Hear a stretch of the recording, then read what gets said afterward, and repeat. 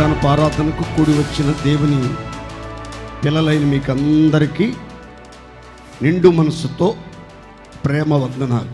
పరిశుద్ధ గ్రంథము నుండి లోకాస్వార్తమానం 10వ అధ్యాయం 41, 42 వచ్చిన భాగాలు నేను చదువుతాను.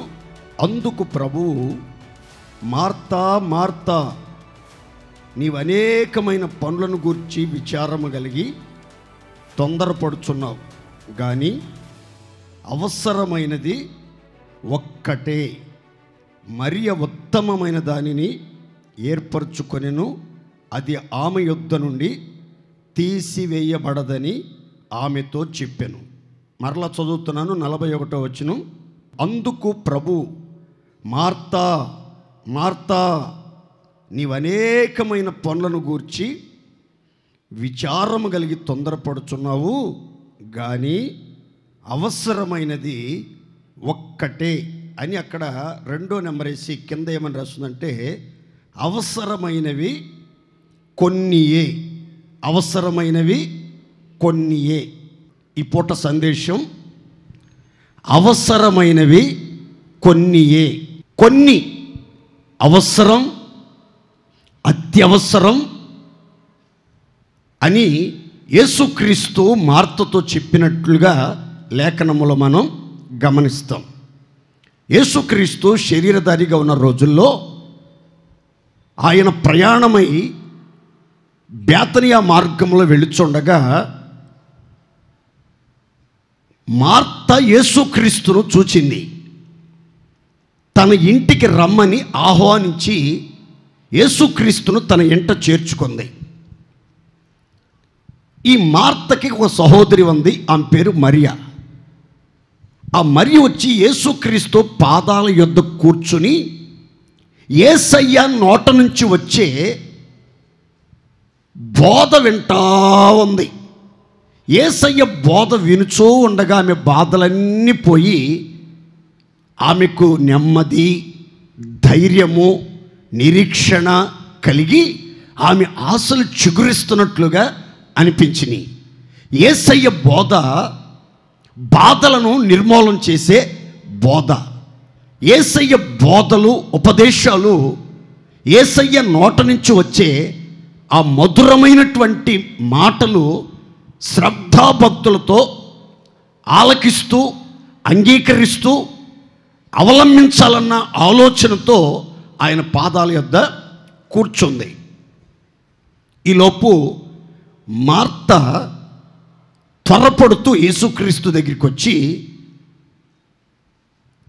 నేను విస్తారమైనటువంటి పని పెట్టుకుని ఎంత తొందరపడుతుంటే, ఎంత చింతిస్తూ ఉంటే, ఎంత కలవరపడతా ఉంటే, నేను ఒంటరిగా ఈ పనులు చేసుకుంటాను కదా, ఆమెను కూడా పంపించవచ్చు కదా సహాయం చేయటానికి, నీకు కొంచెమైనా చింత లేదా బోధకుడా అని గ్రహింపును కోల్పోయి, ఎవరితో ఏం మాట్లాడుతుందో, అలా మాట్లాడొచ్చో మాట్లాడకూడదో అన్న గ్రహింపును కోల్పోయి, నేను ఒంటరిగా ఈ విస్తారమైన పనులు చేయుచున్నందుకు నీ కొంచెమైనా చింత లేదా, నాకు సహాయం చేయుటకు మరియను కూడా పంపించవచ్చు కదా అని యేసుక్రీస్తుని దబాయించి అడిగింది.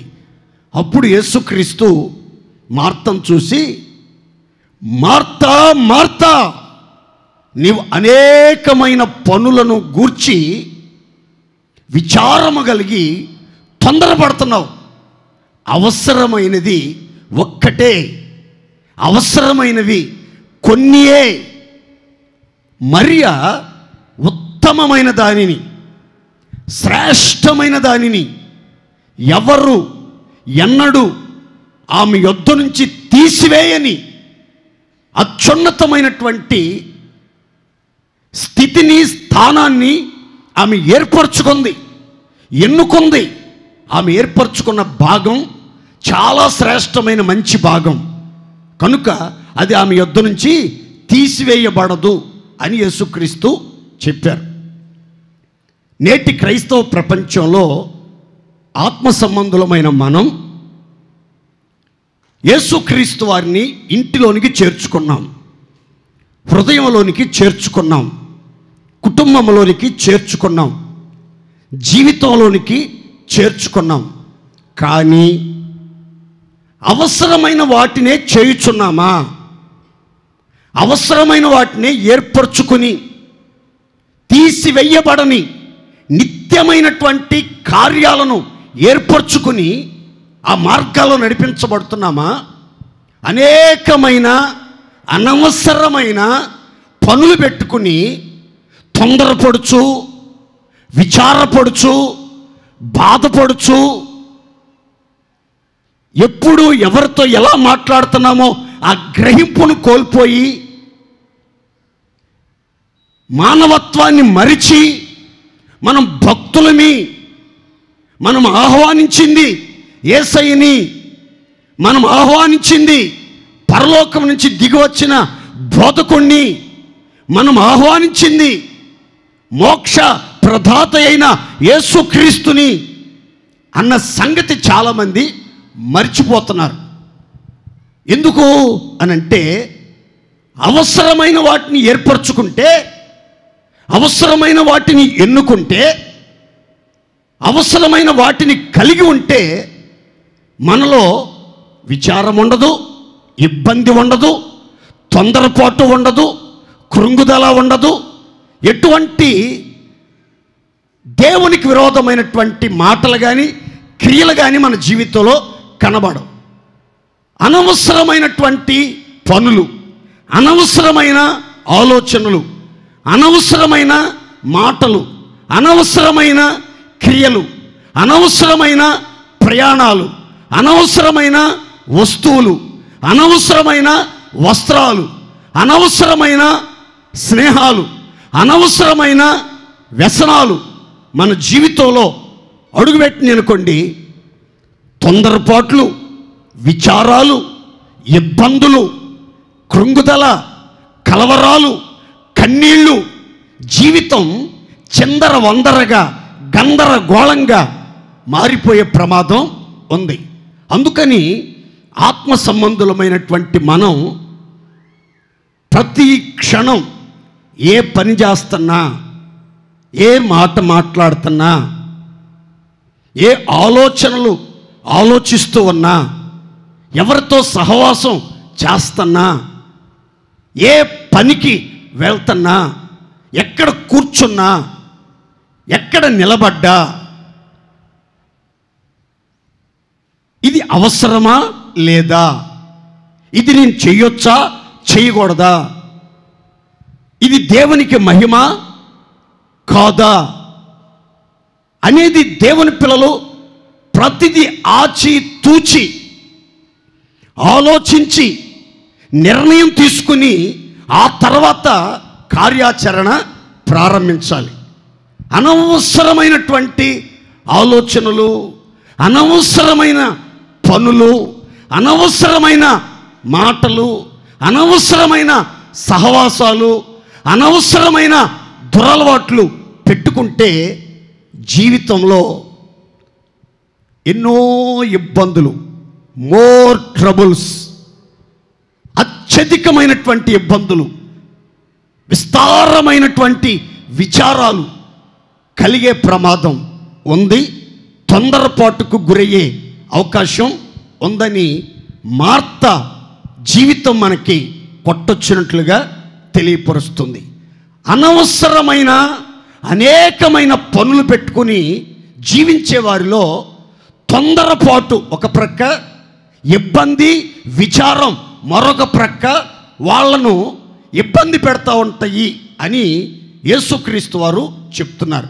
చూడండి, మార్త అనేకమైన పనులు పెట్టుకుంది, అనవసరమైన పనులు పెట్టుకుంది, అవసరమైనది ఏర్పరచుకున్న, ఉత్తమమైన దాన్ని ఏర్పరచుకున్న మరియను గురించి దబాయిస్తున్నట్లుగా మనం లేఖనంలో చూస్తాం.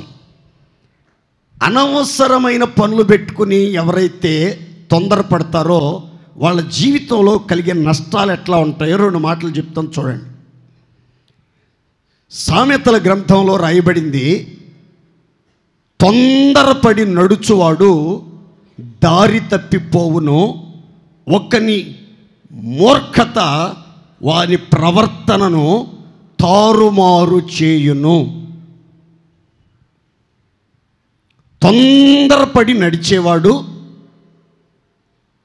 తొందరపడి మాట్లాడేవాడు, తొందరపడి ప్రయాణం చేసేవాడు, హడావిడిలో ఆలోచన సరిగా పనిచేయక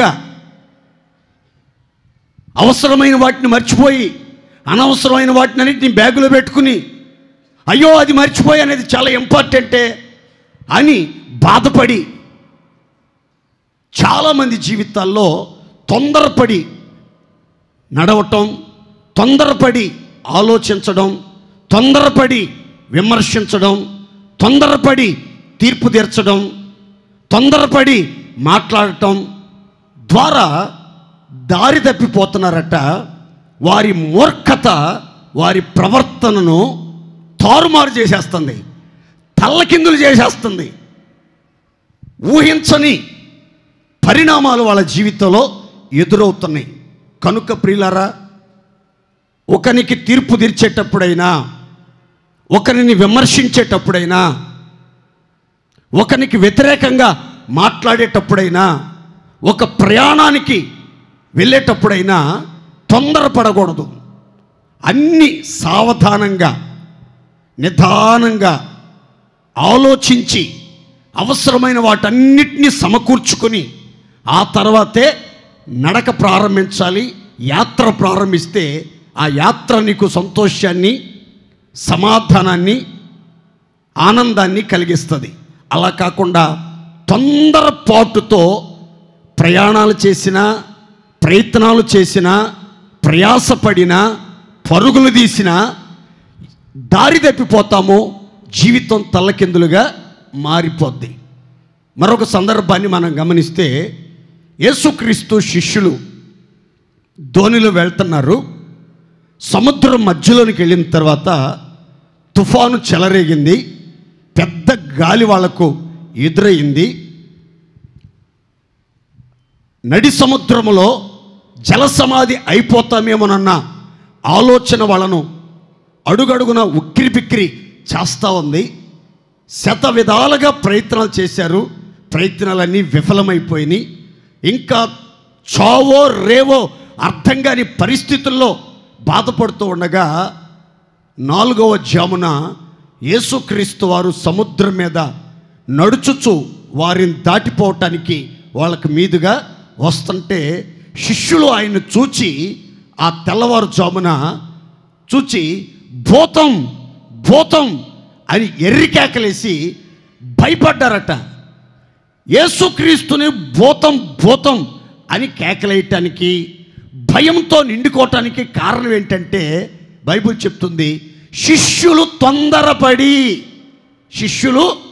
తొందరపడ్డారు. ఆ తొందరపాట్లో యేసయ్య ఎవరో, భూతం ఎవరో, ఎవరు దైవత్వం కలిగిన వాళ్ళు, ఎవరు దెయ్యాలో గుర్తించలేని, గ్రహించలేని, అర్థం చేసుకోలేని అయోమయంలో పడిపోయారు. ధైర్యం తెచ్చుకోవాల్సిన వాళ్ళు, బలం తెచ్చుకోవాల్సిన వాళ్ళు ఊపిరి పీల్చుకుని అమ్మయ్యా మనం ఇక సేఫ్, మనకి ఏ హాని లేదు, మనకి ఏ అపాయము లేదు, మనం సురక్షితంగా అద్దరికి వెళ్ళిపోతాం, ప్రమాదంలోంచి తప్పించుకున్నాం, మన రక్షకుడు మనల్ని సమీపించాడు, ఈ ఉపద్రవంలో నుంచి మనల్ని కాపాడటానికి నడిచొచ్చాడు నజరేయుడు అన్న గ్రహింపును కోల్పోయి తొందరపాట్లు యేసుక్రీస్తుని ఏమన్నారంటే దెయ్యం దెయ్యం దెయ్యం అని కేకలేస్తా భయంతో నిండుకున్నట్లుగా బైబిల్ గ్రంథం చెప్తుంది. ఈరోజు అనేకమైన పనులు, అనేకమైన అనవసరమైన పనులు గనక మీరు పెట్టుకుని తొందరపడితే మీ జీవితంలో కూడా ఆ గ్రహింపు శక్తిని కోల్పోతారు. ఏది దైవమో, ఏది దెయ్యమో, దేనికి భయపడాలో, దేనికి భయపడకూడదో, ఏది నిజమో, ఏది అబద్ధమో, ఏది పవిత్రమో, ఏది అపవిత్రమో, ఏది ప్రతిష్ఠితమో, ఏది అప్రతిష్టమో అనే సంగతులు మనం కోల్పోయే ప్రమాదం చాలా ఉందని బైబిల్ గ్రంథం చెప్తుంది. కనుక దేవుని పిల్లలమైనటువంటి మనం ప్రతి విషయం, చిన్నదైనా పెద్దదైనా, ఇంటి విషయమైనా, పిల్లల భవిష్యత్తు విషయమైనా, పిల్లల వివాహ విషయమైనా, ఉద్యోగ విషయమైనా, నీ ఆత్మీయ జీవితాన్ని కట్టుకుని కాపాడుకునే విషయమైనా, దేవునికి సమీపముగా సమాధానంగా నిలిచి ఉండే విషయంలోనైనా మీరు ఆలోచించి ఆత్మీయ జీవితంలో భక్తికిని జీవమునకును కావలసిన వాటిని మాత్రమే, అవసరమైన వాటిని మాత్రమే ఏర్పరచుకుంటే, ఉత్తమమైన వాటిని, శ్రేష్టమైన వాటిని, ఉన్నతమైన వాటిని ఏర్పరచుకుంటే మీరు ధన్యులని బైబిల్ గ్రంథం చెప్తుంది. మరియా ఉత్తమమైనది ఏర్పరచుకుందట, అవసరమైన వాటిని ఏర్పరచుకుందట.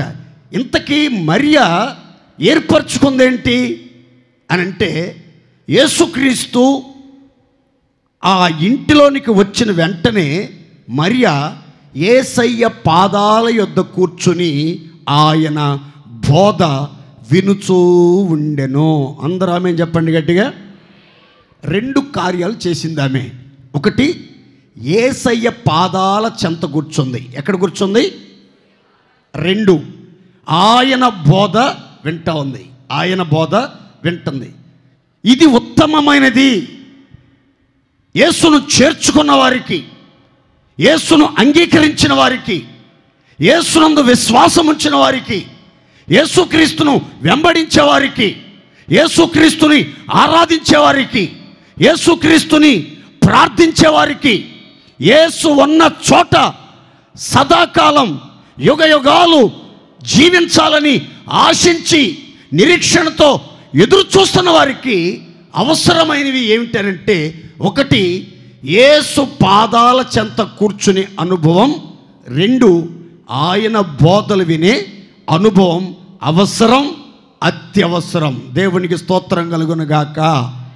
మీరు ఎప్పుడైనా ఎక్కడైనా కూర్చున్నప్పుడు మీరు ఆలోచిస్తున్నారా, నేను కూర్చున్న ప్లేస్, స్థలం సరి అయినదా కాదా? నేను యేసయ్య పాదాల చెంత కూర్చున్నానా, అపహాసకులు కూర్చుండే చోట, కాలు జారే చోట, పాపులు దోషులు ఉన్న చోట, వేషధారులు ఉన్న చోట, మూర్ఖులు ఉన్న చోట, భక్తిహీనులు ఉన్న చోట, అందరినీ హేళన చేస్తూ, అందరినీ ఎగతాళి చేస్తూ, అందరికీ తాటేకులు కడుతూ, అందరి తప్పులను ఎత్తి చూపిస్తూ, వీళ్ళు భక్తుల్లాగా పరిశుద్ధుల్లాగా గురిగింజవలే ప్రవర్తిస్తున్న వాళ్ళ మధ్యలో మీరు కూర్చుంటున్నారా, లేకపోతే పరిశుద్ధుల మధ్యలో, బోధకుల మధ్యలో, దేవుని సన్నిధిలో యేసయ్య పాదాల చెంత మీరు కూర్చుంటున్నారా? యేసయ్య పాదాల దగ్గర కూర్చునే వ్యక్తులు ఎప్పుడు కూడా వాళ్ళ జీవితం చాలా బ్రైట్గా ఉంటుంది, ప్రకాశవంతంగా ఉంటుంది, దీవెనకరంగా ఉంటుంది. ఎప్పుడు ఒక విశ్వాసి, ఒక ఆత్మీయుడు, ఒక పరిశుద్ధుడు యేసయ్య పాదాల చెంత కూర్చుంటాడు. మీకు వివరంగా చెప్తాను చూడండి. యేసుక్రీస్తు శరీరధారిగా ఉన్న రోజుల్లో ఓ యవనస్తుడికి ఓ బలమైన దెయ్యాల గుంపు ఆవరించింది. 2000కు పైగా దెయ్యాలు పట్టేసిన ఒక కుర్రోడిని. వాడు ఇంటి పట్టున ఉండకుండా వీధిలోనికి రావటం, బట్టలు చించుకోవటం, వీధిలో పెద్ద పెద్ద కేకలేయటం, ఏ రాయి దొరికితే ఆ రాయితో తను గాయపరుచుకొని ఇతరులను బెదిరిస్తూ కొండల్లో గుహల్లోకి వెళ్ళిపోతూ అక్కడే నివాసం ఉంటాం. తల్లిదండ్రులు తీసుకొచ్చి సంఖ్యలతో బంధించిన వాడు ఆ సంఖ్యలను తుత్తరీలుగా చేసుకుని మరలా బట్టలు చించుకుని దిగంబరిగా వీధుల వెంట పరిగెత్తి ఆ కొండల్లో, ఆ సమాధుల తోటలోనే విశ్రాంతి తీసుకుంటున్నాడు. ఓ రోజు యేసుక్రీస్తుకి ఎదురెళ్ళాడు. పెద్దగా కేకలేశాడు. యేసు ప్రభు వాడిని చూసి వాడిలో ఉన్న అపవిత్రాత్మ శక్తుల్ని గద్దించాడు. ఎప్పుడైతే వాడికి పట్టినటువంటి దెయ్యాలన్నీ, అపవిత్రాత్మ శక్తులన్నీ వదిలిపోయినాయో వాడట బట్టలు కట్టుకుని స్వస్థ చిత్తుడై యేసయ్య పాదముల చెంత కూర్చుండి ఆయనకు నమస్కారము చేయుచూ ఉండెను. దేవునికి స్తోత్రం చెప్పండి గట్టిగా, కొంచెం గట్టిగా చెప్పాలి. హల్లెలూయా, హల్లెలూయా. ఒక వ్యక్తిలో దెయ్యాలున్నంత వరకు, ఒక వ్యక్తిలో అపవిత్రాత్మ శక్తులు ఉన్నంత వరకు యేసునొద్దకు రాడు, స్వస్థ చిత్తుడు కాలేడు, బట్టలు ధరించుకోలేడు, యేసయ్య పాదాల చెంత కూర్చోలేడు, ఆయనకు నమస్కారం చేయలేడు, సరి అయిన ఆరాధన అర్పించలేడు. ఎన్నో రకాల అపవిత్రాత్మ శక్తులు ఉన్నటువంటి వాళ్ళ మనసులో స్వస్థ చిత్తులు కాలేరు. స్వస్థ చిత్తులు అంటే అర్థం ఏంటంటే మన చిత్తానికి స్వస్థత జరగాలి, మన చిత్తానికి, స్వచిత్తానికి, సొంత ఇష్టాలకి, సొంత ఆలోచనలకి, సొంత జ్ఞానానికి స్వస్థత, ట్రీట్మెంట్ జరగాలి. ఎప్పుడు స్వస్థ చిత్త జరుగుతుంది అనంటే మన చిత్తం కాకుండా దేవుని చిత్తం నెరవేర్చే వారంగా ఎప్పుడు మార్చబడతామంటే మనకు బట్టిన దెయ్యాలు వదిలినప్పుడే. మనలో అపవిత్రాత్మలు ఉన్నంత కాలం స్వచిత్తం చేయటానికి మన ఆలోచన ప్రకారం, మన జ్ఞానం ప్రకారం, మన మూర్ఖతను అనుసరించి నడుచుకుంటాం. ఎప్పుడైతే దెయ్యాలు వదిలేస్తాయో మనం స్వస్థ చిత్తులమై బట్టలు ధరించుకొని, స్తుతి వస్త్రము, ఉల్లాస వస్త్రం ధరించుకొని యేసయ్య పాదాల చెంత కూర్చుని ఏం చేస్తామంటే ఆయనకు నమస్కారం చేస్తాం. నమస్కారం అంటే ఆరాధన. దేవునికి స్తోత్ర. నమస్కారం అంటే ఏంటి? ఆరాధన. అవసరమైనవి కొన్నియే.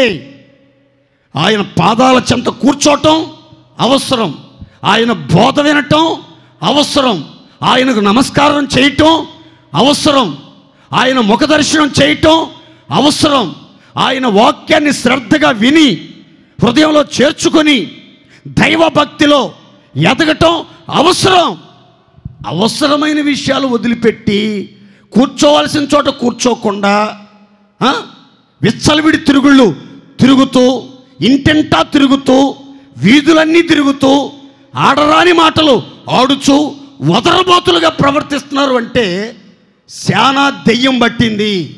2000 అపవిత్రాత్మ శక్తులు ఇంకా వదిలిపెట్టలేదు ఈ మనిషిని అని మీరు గుర్తుపెట్టుకోవాలి. మందిరానికి వస్తున్న భక్తుల్లో కూడా కనిపించని దెయ్యాలు ఉంటాయి, కనిపించని దెయ్యాలు. కొన్ని దెయ్యాలు ఉంటాయి ఆరాధన చేసినప్పుడు పడిపోతాయి. కొన్ని దెయ్యాలు ఉంటాయి ప్రార్థన చేయించుకోవడానికి వచ్చినప్పుడు చెయ్యి కూడా పెట్టకముందే పడిపోతాయి. కొన్ని దెయ్యాలు ఉంటాయి జుట్టు పట్టుకుని లాగినా పోవు, కళ్ళల్లో కొబ్బరి నూనె పోసినా పోవు, చెంపలు పోతావా పోవా అని కొట్టినా పోవు. మొండి దెయ్యాలు. ఈ దెయ్యాలు ఉన్నంత కాలం మందిరానికి వస్తారే కానీ చక్కగా కుదురుగా కూర్చుని సావరో, దేవుని వాక్యం సరిగా వినరో, సరిగా ఆరాధన చేయరు. అసలు ఆరాధన టయానికి కూడా మందిరానికి రారు. ఎందుకో తెలుసా? ఎలల్లో పట్టిన దెయ్యాలు ఉన్నాయే, ఆరాధన జరుగుతుంది, ఇప్పుడొద్దు ఆరాధన అయిపోయినాక వెళ్ళు అని తొందర చేస్తూ ఉంటుంది దెయ్యం. నా మాటనండి, ఎలాంటి దెయ్యాలన్నీ వదిలిపోతేనే యేసయ్య పాదాల చెంత కూర్చొని బోధ వింటాం, ఆరాధన చేస్తాం, ప్రార్థన చేస్తాం. అవసరమైన వాటిని, ఉత్తమమైన వాటిని గుర్తుపట్టి వాటిని మాత్రమే ఏర్పరచుకుంటాం. అవి మన యొద్ద నుండి ఎన్నటికీ తొలగిపోకుండా ఉండునుగాక. గట్టిగా చెప్పండి హల్లెలూయా. మొదట మీరు గుర్తుపెట్టుకోండి, మనకు అవసరమైనవి కొన్నియే. మొట్టమొదట యేసు పాదాల యొద్ద కూర్చుని బోధ వినుట ఆత్మీయులకు అవసరం. అందరూ ఆమేన్ చెప్పండి గట్టిగా. యేసయ్య బోధ అధికారంతో కూడిన బోధ. యేసయ్య శాస్త్రుల వలె, పరిసయ్యుల వలె బోధించక అధికారము గలవాని వలె బోధించాడట. అప్పుడు శాస్త్రులు అంటున్నారు, ఇదేదో క్రొత్త బోధలాగా ఉందే, ఈ బోధలు మనం ఎప్పుడు వినలేదే. ఎంత బలముతో, ఎంత అధికారముతో, ఎంత వైరాగ్యంతో, ఎంత రోషంతో బోధిస్తున్న బోధలు ఎప్పుడు మనం వినలేదే అని ఆశ్చర్యపోయారట. యేసయ్య బోధ అధికారంతో కూడింది. యేసయ్య బోధ పరిశుద్ధతతో కూడింది. యేసయ్య బోధ బలముతో కూడింది. యేసయ్య బోధ బాధలన్నీ పోగొట్టే శక్తి కలిగింది. దేవునికి స్తోత్ర. ఆ బోధ వింటా ఉండాలి. దేవుని స్తోత్రం చెప్పండి గట్టిగా. మీరు ఆగి ఆలోచించండి. మీరు ఎక్కడ కూర్చుంటున్నారు, ఏ వింటున్నారు? ఎక్కడ కూర్చుంటున్నారు, ఏ వింటున్నారు? యేసయ్య బోధలే వింటున్నారా? లోకుల మాటలు, భక్తిహీనుల మాటలు వింటున్నారా? దేవుని బోధ విని ఆ బోధ మీద జీవితాన్ని కట్టుకున్న వాళ్ళ జీవితాలు ఎన్నటికీ కదలచబడవు, పడద్రోయబడవు. వాళ్ళు స్థిరపరచబడి దేవుని రాకడ పర్యంతం వరకు నమ్మకస్తులుగా నడిపించబడి నిండైన దీవెనలతో నింపబడుదురుగాక. రెండో మాట చెప్తాను, చదువుకుందాం. చూడండి, ఎఫెసీ పత్రిక 4వ అధ్యాయం 29వ వాక్యం.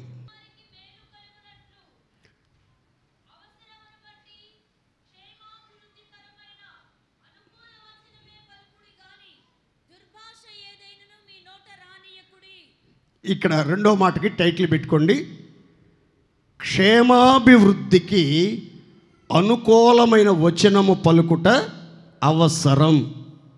మరలా చెప్తాను చూడండి, క్షేమాభివృద్ధికి అనుకూలమైన వచనము పలుకుట అవసరం. దైవజనుడు పౌలు చెప్తున్నాడు, వినువారికి మేలు కలుగునట్లు, వినువారికి క్షేమం కలుగునట్లు, వినువారికి ప్రయోజనం కలుగునట్లు, వినువారికి ధైర్యం కలుగునట్లు, వినువారు విశ్వాసములో వృద్ధిపరచబట్టకు వీలు కలుగునట్లు, వినువారు దేవునిలో స్థిరపరచబట్టకు వీలు కలుగునట్లు క్షేమాభివృద్ధికి అనుకూలమైన వచనమే పలకండి. ఇది ఆత్మీయులకు అవసరం, అవసరం. అంతేగాని మీ నోట దుర్భాష ఏదైనా రానియకుడి.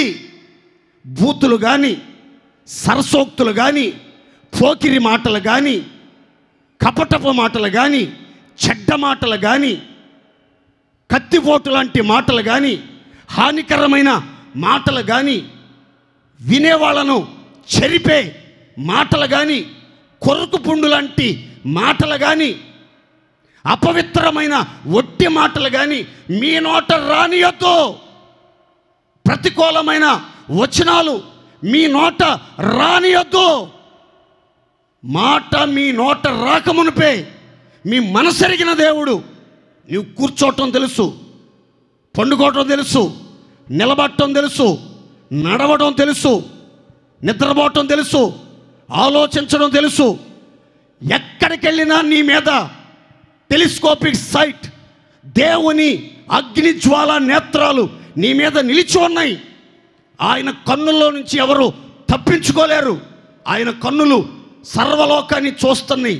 కాబట్టి మీరు గుర్తుపెట్టుకోండి, మీ నోట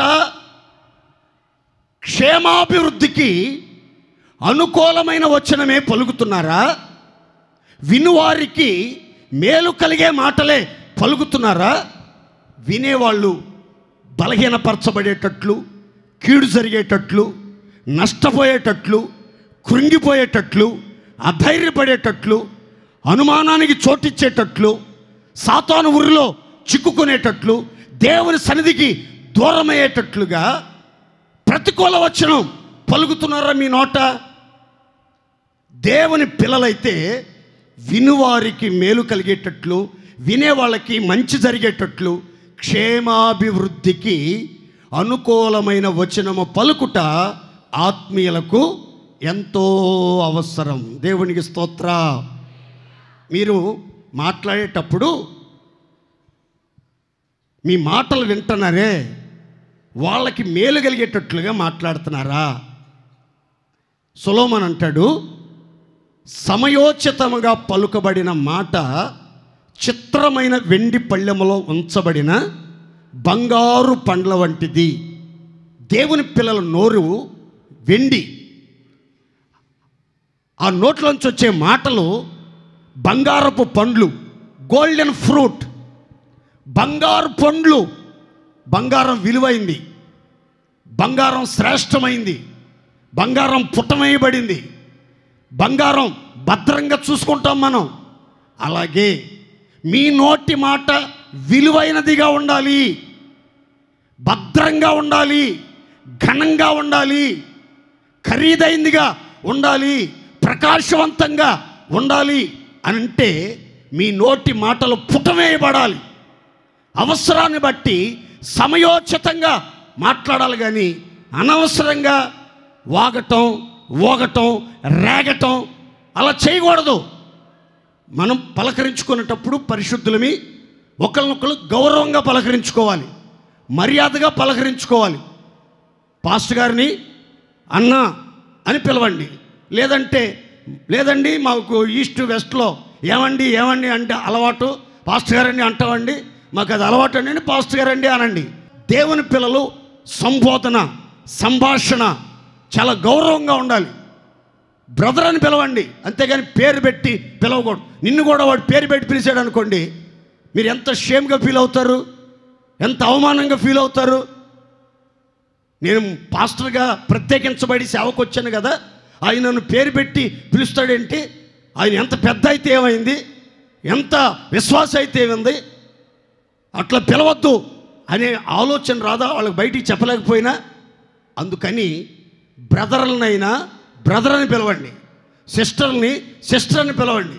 మన నోరు చాలా జాగ్రత్తగా ఉండాలి. ప్రతికూలమైన మాటలు, ప్రతికూలమైన వచనాలు మన నోట్లో పొరపాటున రాకూడదు. బైబిల్లో చూడండి ఎంత స్పష్టంగా చెప్తున్నాడు పౌలు.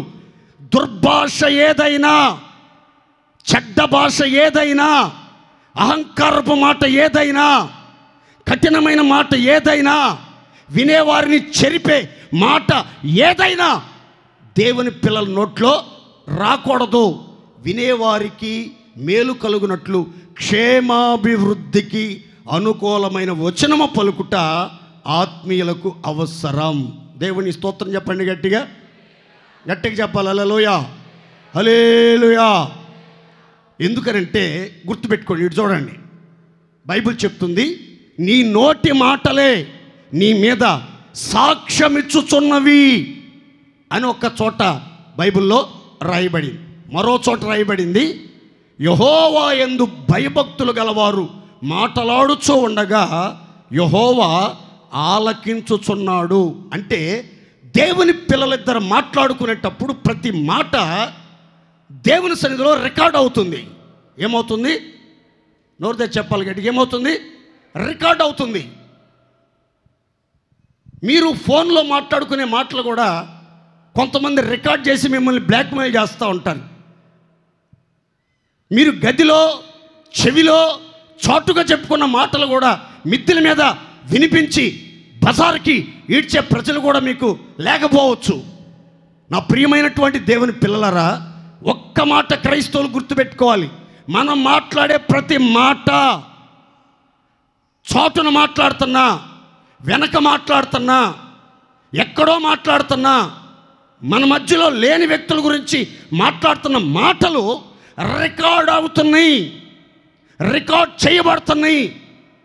తగిన తీర్పు జరుగుతుంది ఒకరోజు అని బైబిల్ గ్రంథం చెప్తుంది. యేసుక్రీస్తు అంటారు, విమర్శ దినం ఒకటి ఉంది, ఆ దినాన మీ నోటి మాటలను బట్టి మీరు లెక్క ఒప్పజెప్పవలసి ఉన్నది. అందరూ ఆమె చెప్పుకోండి గట్టిగా. ఎవ్వరు దీనిలో తప్పించుకునేదానికి, ఇందులో మినహాయింపులు ఎవరికి ఉండవు. అందరికీ వాళ్ళ నోటి మాటలను బట్టి లెక్క చెప్పాలి తప్పనిసరిగా. మన నోటి మాటలను బట్టి మనం అపరాధులమని, మన నోటి మాటలను బట్టే మనం నీతిమంతులమని తీర్పులోనికి వస్తామట. నీ హృదయానికి కొలబద్ద, నీ నోటి మాటలకి కొలబద్ద నీ నోరు.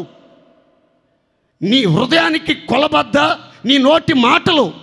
కాబట్టి ఆచి తూచి మాట్లాడండి, అవసరాన్ని బట్టి మాట్లాడండి.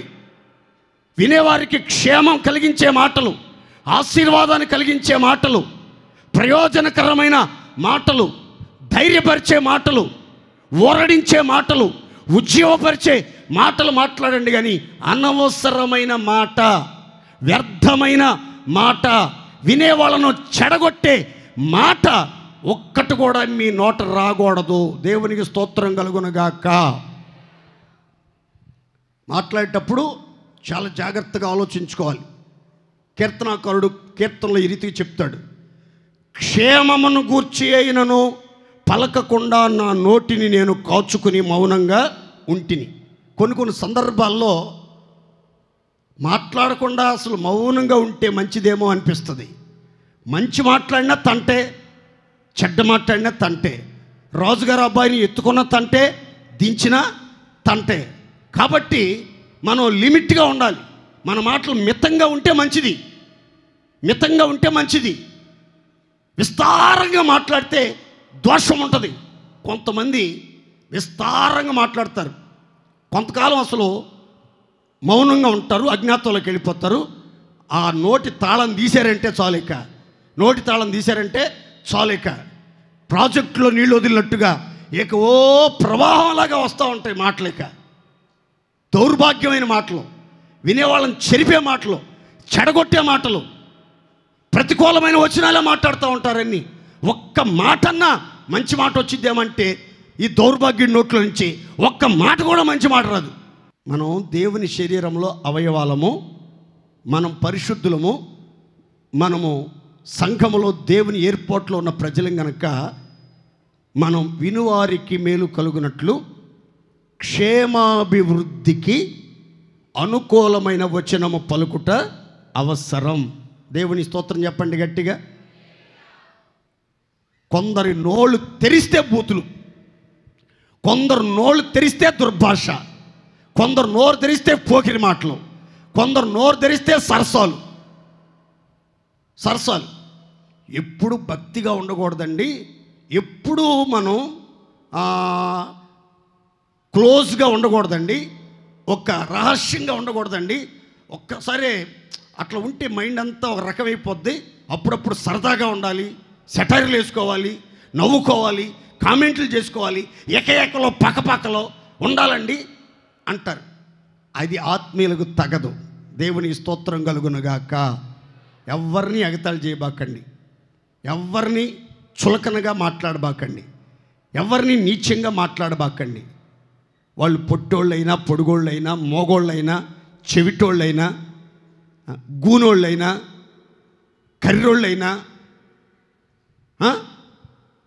కొంచెం గొంతు ఆడ మగ కలిసి వస్తున్నా ఏం కంగారు పడి వాళ్ళని తొందరపడి మాట్లాడబాకండి. వాళ్ళకి నీ మాట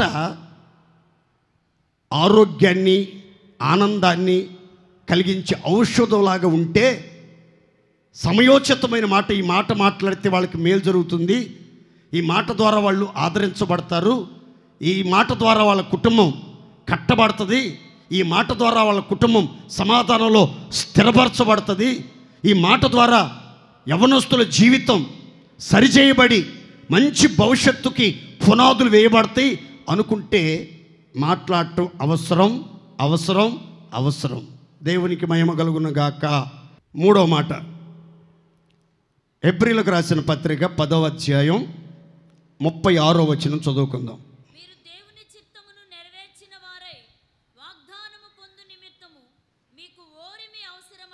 చప్పట్లు కొట్టండి గట్టిగా. ఇక్కడ మూడవ మాట చెప్తాం చూడండి. ఆత్మీయులకు అవసరమైనది ఏమిటి? అవసరమైనవి కొన్నియే అని యేసుక్రీస్తు చెప్తున్నాడు. ఆ కొన్ని ఏమిటో చెప్తున్నాను. మూడవ మాట, మీరు దేవుని చిత్తమును నెరవేర్చిన వారై వాగ్దానములను పొందు నిమిత్తం మీలో ప్రతి వారికి ఓరిమి అవసరమై ఉన్నది. ఏం అవసరమండి? ఓరిమి అంటే ఓర్పు లేదా సహనము. ఓర్పు లేదా సహనం.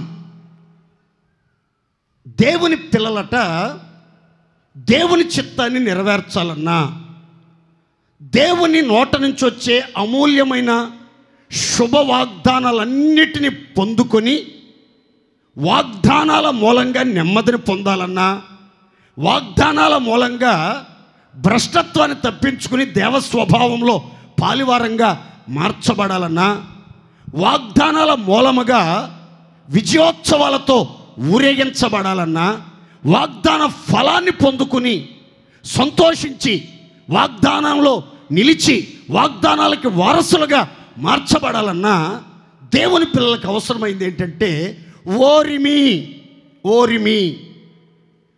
దేవుని యొక్క చిత్తం, దేవుని యొక్క సంకల్పం సంపూర్ణంగా మనం నెరవేర్చాలి. బైబిల్ చెప్తుంది, లోకము దాని ఆశలు గతించిపోవును, దేవుని చిత్తమును నెరవేర్చువాడు, దేవుని చిత్తము చొప్పున జరిగించువాడు నిరంతరం నిలిచి ఉంటాడు. దేవునికి స్తోత్ర.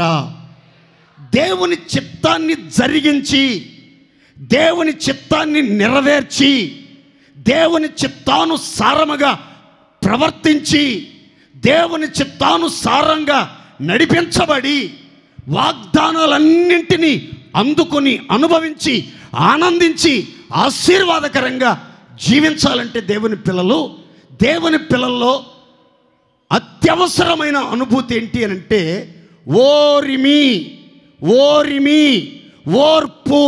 ఓర్పు అనేది చాలా అవసరం.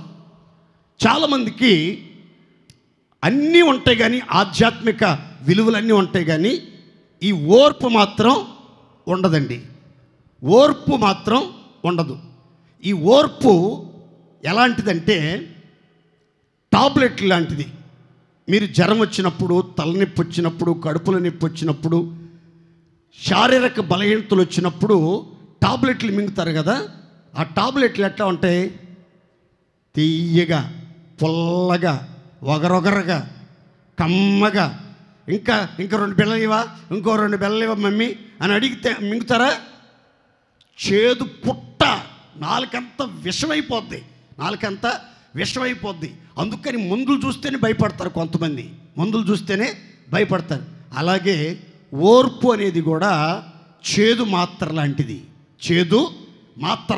మింగటానికి చాలా కష్టంగా ఉంటుంది, అనుభవించడం చాలా కష్టంగా ఉంటుంది, భరించడం చాలా బాధగా ఉంటుంది.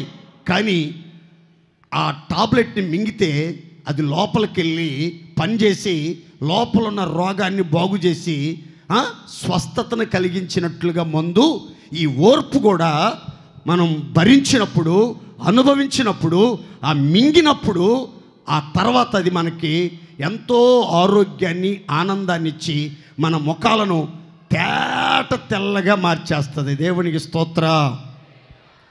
ఈ ఓర్పు దేవుని పిల్లల్లో చాలా అవసరం. ఈ ఓర్పును గురించి 3 మాటలు టూకీగా చెప్తాను, గమనించండి. ఒకరోజు అబ్రహాం దగ్గరికి దేవుడు దిగొచ్చి, అబ్రహమా, నేను నిశ్చయంగా నిన్ను ఆశీర్వదిస్తాను, నిశ్చయముగా నేను నిన్ను విస్తరింపజేస్తాను, నా తోడని నేను ప్రమాణం చేస్తున్నాను, నా మాట నిరర్ధకం కాదు, నా మాటలు వాటి కాలంలో నెరవేరుతాయి అని దేవుడు అబ్రహాంతో చెప్పాడు. ఎప్పుడు అనంటే అబ్రహాముకి 75 సంవత్సరాల వయసులో చెప్పాడు. 75 సంవత్సరాల వయసులో చెప్పాడు. అబ్రహామట ఆ మాట నమ్మి విశ్వాసముతో, ఓర్పుతో సహించి వాగ్దాన ఫలాన్ని పొందెను. చప్పట్లు కొట్టి దేవుడు మహిమపరుద్దాం. ఎన్ని సంవత్సరాలు ఓర్పుతో సహించాడు, ఎన్ని సంవత్సరాలు ఆ మాటని విశ్వసించి ఆ వాగ్దాన ఫలాన్ని పొందుకోగలిగాడంటే 25 సంవత్సరాలు పట్టిందండి దేవుడు అతనికి ఇచ్చిన వాగ్దానం పొందుకోవటానికి. దేవుని చిత్తాన్ని అతడు జరిగించడానికి అతడు ఓర్పుగా 25 సంవత్సరాలు ఎదురు చూశాడు. మనోళ్ళు ఏదైనా ఒక కార్యం జరగాలని ఒక వాగ్దానం విన్నారు. నమ్మకమైన వానికి దీవెనలు మెండుగా కలుగును అని అన్నారు. అది పట్టుకుని ప్రతిరోజు ప్రార్థన చేశారు, ఉదయం సాయంత్రం ప్రార్థన చేశారు. ఆ వాగ్దానం నెరవేరలా. మళ్ళీ 1వ తేదీ వచ్చి ఏమండి మెండుగా దీవెనలు అన్నారు, కొన్ని దీవెనలు కూడా కలగలేదండి, ఒక్క దీవెన కూడా కలగలేదండి. మరి నీలో నమ్మకత్వం ఉందో లేదో పరీక్షించుకున్నావా? దేవుని చిత్తం నెరవేర్చేవో లేదో పరీక్షించుకున్నావా? దేవునికి ఇష్టడుగా జీవించేవో లేదో పరీక్షించుకున్నావా? అవి పరీక్షించుకోరు. దీవెనలు నిండుగా రాలేదు, ఒక్కటి కూడా రాలేదు అనుకుంటారే కానీ దేవుడు నమ్మకస్తుడు, వాగ్దానాన్ని నెరవేరుస్తాడు. ఖచ్చితంగా వాగ్దాన ఫలాన్ని మనం అనుభవించడానికి మార్గాలు సరళం చేస్తాడు. అయితే వాగ్దానాన్ని మనం విశ్వసించాలి, ఓర్పుతో సహించి ప్రార్థనాపూర్వకంగా కనిపెట్టినప్పుడు నిర్ణయ కాలంలో వాగ్దాన ఫలం మనం అనుభవించి ఆశీర్వదించబడి విస్తరిల్లుదముగాక. ప్రియులారా, అబ్రహాముకి దేవుడిచ్చిన వాగ్దానం మీకు కూడా దేవుడు మరలా రీడెడికేట్ చేస్తున్నాడు, నూతనంగా మరలా మీకు అంకితం చేస్తున్నాడు. ఆ వాగ్దాన్ని, నేను నిన్ను ఆశీర్వదిస్తాను, నీ ప్రయత్నాలను ఆశీర్వదిస్తాను, నువ్వు చేయనదంతా ఆశీర్వదిస్తాను, నీ గర్భఫలం ఆశీర్వదించబడుతుంది, నీ కష్టార్జితం ఆశీర్వదించబడుతుంది, నీ మధ్య నీ పిల్లలు ఆశీర్వదించబడతారు అని వాగ్దానం చేసినప్పుడు, నేను నిశ్చయంగా నిన్ను విస్తరింపజేస్తాను, నీకు కలిగిన పొలాలు, స్థలాలు, ధనధాన్య సమృద్ధి, ఘనత, పేరు ప్రఖ్యాతులు, కీర్తి ప్రతిష్టలు కలిగిన సమస్తం విస్తరింపజేస్తాను, వర్ధిల్లింపజేస్తాను, వ్యాపింపజేస్తాను అని దేవుడు మీతో గనక మాట్లాడి వాగ్దానం చేసి ఉంటే ఆ వాగ్దానాన్ని నమ్మండి, ఆ వాగ్దానాన్ని విశ్వసించండి, ఓర్పుతో కనిపెట్టి ప్రార్థన చేసుకోండి. ఖచ్చితంగా ఈ నవంబర్ నెల దాటక మునిపే నా దేవుడు మీలో ఒక్కొక్కరిని ఆశీర్వదించి విస్తరింప చెయ్యునుగాక. సంతోషం చెప్పుకోండి గట్టిగా హల్లెలూయా. ఈ ఓర్పు కలిగి ఉండడం ద్వారా, ఈ ఓర్పును కలిగి జీవించడం ద్వారా కలిగే మరొక్క ఆశీర్వాదాన్ని ప్రసంగి చెప్తున్నాడు. ఆయన నోటి మాటల్లో విందాం. ప్రసంగి 10:4.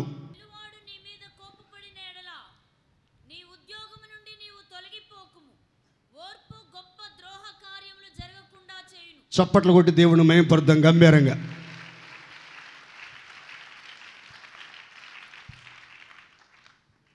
ఏలువారు నీ మీద కోపపడిన ఎడల నీ ఉద్యోగములో నుంచి తొలగిపోవద్దు. ఏలువారు అంటే అధికారము కలిగిన వాళ్ళు, ప్రభుత్వము చేయువారు నీ మీద కోపపడ్డారు, నిన్నొక మాట అన్నారు, వెంటనే కోప్పడి నేను ఈ ఉద్యోగం చేయను, నేను ఈ పని చేయను, ఈ పరిచర్య చేయను, నాకు అవసరం లేదు, నేను చేయాల్సిన అవసరం లేదు, నేను మాట్లాడాల్సిన అవసరం లేదు అని మీ ఉద్యోగం తొలగిపోబాకండి. ఓర్పు గొప్ప ద్రోహ కార్యాలు జరగకుండా మిమ్మల్ని, మీ కుటుంబాన్ని, మీ భవిష్యత్తును కాపాడునుగాక. అర్థమైన వాళ్ళు గట్టిగా చెప్పండి హల్లెలూయా. సేవకుడు మిమ్మల్ని ఏలుబడి చేస్తూ, మిమ్మల్ని నడిపిస్తూ, సన్మార్గాల్లో నడిపిస్తూ ఉన్నప్పుడు క్రమశిక్షణ విషయమై ఒకళ్ళలో ఉన్న తప్పిదాన్ని, లోపాన్ని హెచ్చరించి, గద్దించి, దిద్దుబాటు చేసినప్పుడు 10 మంది భయపడి వాళ్ళ జీవితం మార్చుకుని ప్రయోజనపడుతుంది అని హెచ్చరించినప్పుడు మీరు కోప్పడి, సణిగి, గొనిగి ఎట్లా మాట్లాడటం ఏంటి, ఇలా మాట్లాడవచ్చా సేవకుడై ఉండి అని తొలగిపోకూడదు, దురుసుగా ప్రవర్తించకూడదు. ఓర్పుగా ఎందుకు మాట్లాడాడో, ఏ ఉద్దేశంతో మాట్లాడాడో, దేవుడు మన మేలు కోసమే మాట్లాడించాడేమో అనుకోవాలి. కానీ మీరు తొందరపడి అనవసరమైన నిర్ణయాలు తీసుకుని తొందరపాటుతో దురుసుగా ప్రవర్తిస్తే మనకి చాలా తీవ్రమైన నష్టం కలిగే ప్రమాదం ఉంటుంది. కనుక ఓర్పు అనేది గొప్ప ద్రోహ కార్యాలు జరగకుండా కాపాడుతుంది. ఈ మాట అర్థం కావటానికి ఒక స్టోరీ జ్ఞాపకం చేస్తాను చూడండి. ఆమె పేరు అబీగయీలు. ఏం పేరండి? ఆ ఇంటిలో వాళ్ళ భర్త చేసినటువంటి పనిని బట్టి, అతడు మాట్లాడిన కఠినమైన మాటను బట్టి ఆ ఇంటికి భయంకరమైన తీర్పు, ఉగ్రత రాబోతుందని తెలిసింది ఆమెకి. ఆమె పని వాళ్ళు వచ్చి చెప్పారు, అమ్మగారు, మన యజమాని మూర్ఖుడు, మొండోడు, మొరటోడు, ఏం మాట్లాడతాడో కూడా తెలియదు. దావీదు పని వాళ్ళను అవమానపరిచాడు. వాళ్ళు కత్తులు దూసి మీ సంతానాన్ని నిర్మూలన చేయడానికి రాబోతున్నారు. ఇప్పుడు దావీదు కోపాగ్ని చల్లార్చడానికి మీరు త్వరపడి ఆలోచన చేసి చేయాల్సింది త్వరగా చేయండి అని అంటే, క్షణం కూడా ఆలస్యం చేయకుండా వెంటనే నిర్ణయం తీసుకుని గాడిదని సిద్ధపరచుకుని దావీదుని ఎదుర్కొని, దావీదు కనబడగానే గాడి దిగి కాళ్ళ మీద సాష్టాంగ నమస్కారం చేసి, అయ్యా, నా భర్త మూర్ఖుడు, మొండోడు, మొరటోడు, ఏం మాట్లాడతాడో తెలియదయ్యా, నా భర్త దోషం నాదని ఎంచి నన్ను క్షమించండి, నా భర్తకి క్షమాభిక్ష పెట్టండి అని ఎంతో ఓర్పుతో, నేర్పుతో దావీదు పాదాలు పట్టుకుని వేడుకుంటే, దావీదు ఆమె చూపిన బుద్ధిని బట్టి ఆమెను ఆశీర్వదించి సమాధానంగా పొమ్మని సెలవిచ్చి, ఆమెకు ఆమె ఇంటి వారికి ఏ హాని తలపెట్టకుండా తాను చెయ్యాలనుకున్న కీడు చేయకుండా మానుకున్నట్లుగా బైబిల్ గ్రంథం చెప్తుంది.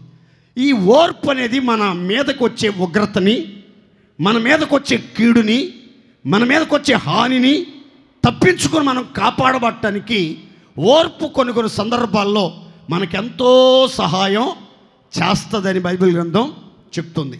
చివరిగా సేవకులైన, విశ్వాసులైన, పరిశుద్ధులైన, హోసన్న మందిరానికి సంబంధించిన, హోసన్న మినిస్ట్రీకి సంబంధించిన దేవుని పిల్లలు ఈ మాట ప్రతి వారు హృదయంలో భద్రపరుచుకోవాలి. ఈ మాట ప్రతి సందర్భంలో గుర్తు చేసుకుని చాలా జాగ్రత్తగా నిర్ణయాలు తీసుకోవాలి. ఈ మాట చదువుకుందాం, చూడండి. కొరింథీయులకు రాసిన 2వ పత్రిక 6వ అధ్యాయం 4-5 వచనాలు చదువుకుందాం. మా పరిచర్య నిందింపబడకుండు నిమిత్తము ఏ విషయములోనైనను అభ్యంతరమేమియు కలుగజేయక శ్రమలయందును, ఇబ్బందులయందును, ఇరుకులయందును, దెబ్బలయందును, చెరసాలలోను, అల్లర్లలోను, ప్రయాసములలోను, జాగరణములలోను, ఉపవాసములలోను మిగుల ఓర్పు గలవారమై. చప్పట్లు కొట్టి దేవుని మహింపరుద్దాం, గట్టిగా సంతోషంగా చప్పట్లు కొడదాం. ఇక్కడ దైవజనుడైనటువంటి పౌలు చెప్తున్నాడు ఒక చక్కని మాట.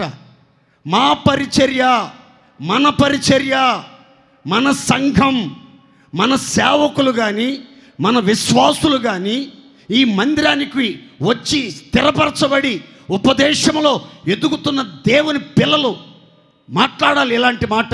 ఏమని? మా పరిచర్య మా మూలముగా నిందించబడకూడదు, అవమానపరచబడకూడదు, దూషణ పాలు కాకూడదు. మా పరిచర్య మూలంగా, మా మూలంగా ఎవరికి ఎటువంటి అభ్యంతరంగా మేము ప్రవర్తించకూడదు, ఆటంకంగా ప్రవర్తించకూడదు, ఇబ్బందికరంగా ప్రవర్తించకూడదని మేము ఒక తీర్మానం చేసుకుని ఏం చేస్తున్నామంటే, మా శ్రమ అంతటిలోనూ, మా ఇబ్బంది అంతటిలోనూ, చెరసాలలోనూ, దెబ్బలలోనూ, జాగరణములలోనూ, ఉపవాసములలోనూ, భయంకరమైన ప్రతికూల పరిస్థితులన్నిటిలో కూడా మేము మిగుల ఓర్పు కలిగి ఉన్నాము, మిగుల ఓర్పు కలిగి ఉంటున్నాం. ఓర్పు అనేది ఎప్పుడు ప్రదర్శించాలి, ఎప్పుడు కాపాడుకోవాలి, ఎప్పుడు ప్రజెంట్ చేయాలి ఓర్పునంటే, శ్రమ అంతటిలో అధికమైన శ్రమలు, విస్తారమైన శ్రమల కొలిమిలో పుటవేయబడుతున్నప్పుడు అప్పుడు నీ ఓర్పు అనేది కనబడాలి. శ్రమలు లేకుండా సాఫీగా ఉన్నప్పుడు, సమృద్ధిలో ఉన్నప్పుడు, సంతృప్తిగా ఉన్నప్పుడు, అంతా కలిసి వస్తున్నప్పుడు, పట్టిందంతా బంగారం అయినప్పుడు అందరూ నిజాయితీ పరులే, అందరూ చిరునవ్వులు చిందిస్తూ ఉంటారు, అందరూ మేము ఓర్పుమంతులు అని బడాయి మాటలు మాట్లాడతారు. కానీ శ్రమలు అధికమైనప్పుడు, తట్టుకోలేని శ్రమలు, పడద్రోసే శ్రమలు, కాల్చివేసున్న శ్రమలు, నిప్పు రవ్వల్లాగా ఎగిరిపడుతున్న శ్రమల మధ్యలో మనం ఓర్పు కలిగి ఉండాలి. ఇబ్బందుల్లో ఓర్పుగా ఉండాలి. ఉపవాసాలు చేసేటప్పుడు కూడా మిగులు ఓర్పు ఉండాలట. ఎప్పుడు కూడా ఉపవాసాలు చేసేటప్పుడు ఓర్పు ఏందండి అంటే, ఉపవాసం ఉన్నప్పుడు మామూలుగా కోపం రాదు మనకి, ఎందుకంటే లోపల ఖాళీ అయ్యింది కదా. ఆ ఆకలి బాధ ఏమో తెలియదు, కానీ కోపం భయంకరంగా ఉంటుంది. అసలు చేతులు ఏదుంటుంది విసిరేస్తారు, ఇక ఏదుంటుంది విసిరేస్తారు. ఎట్లా ప్రవర్తిస్తున్నారో కూడా తెలియకుండా ప్రవర్తిస్తూ ఉంటారు మూర్ఖంగా. అందుకని ఉపవాసాల్లో కూడా ఓర్పు ఉండాలి. ప్రార్థన చేసేటప్పుడు కూడా ఓర్పు ఉండాలి.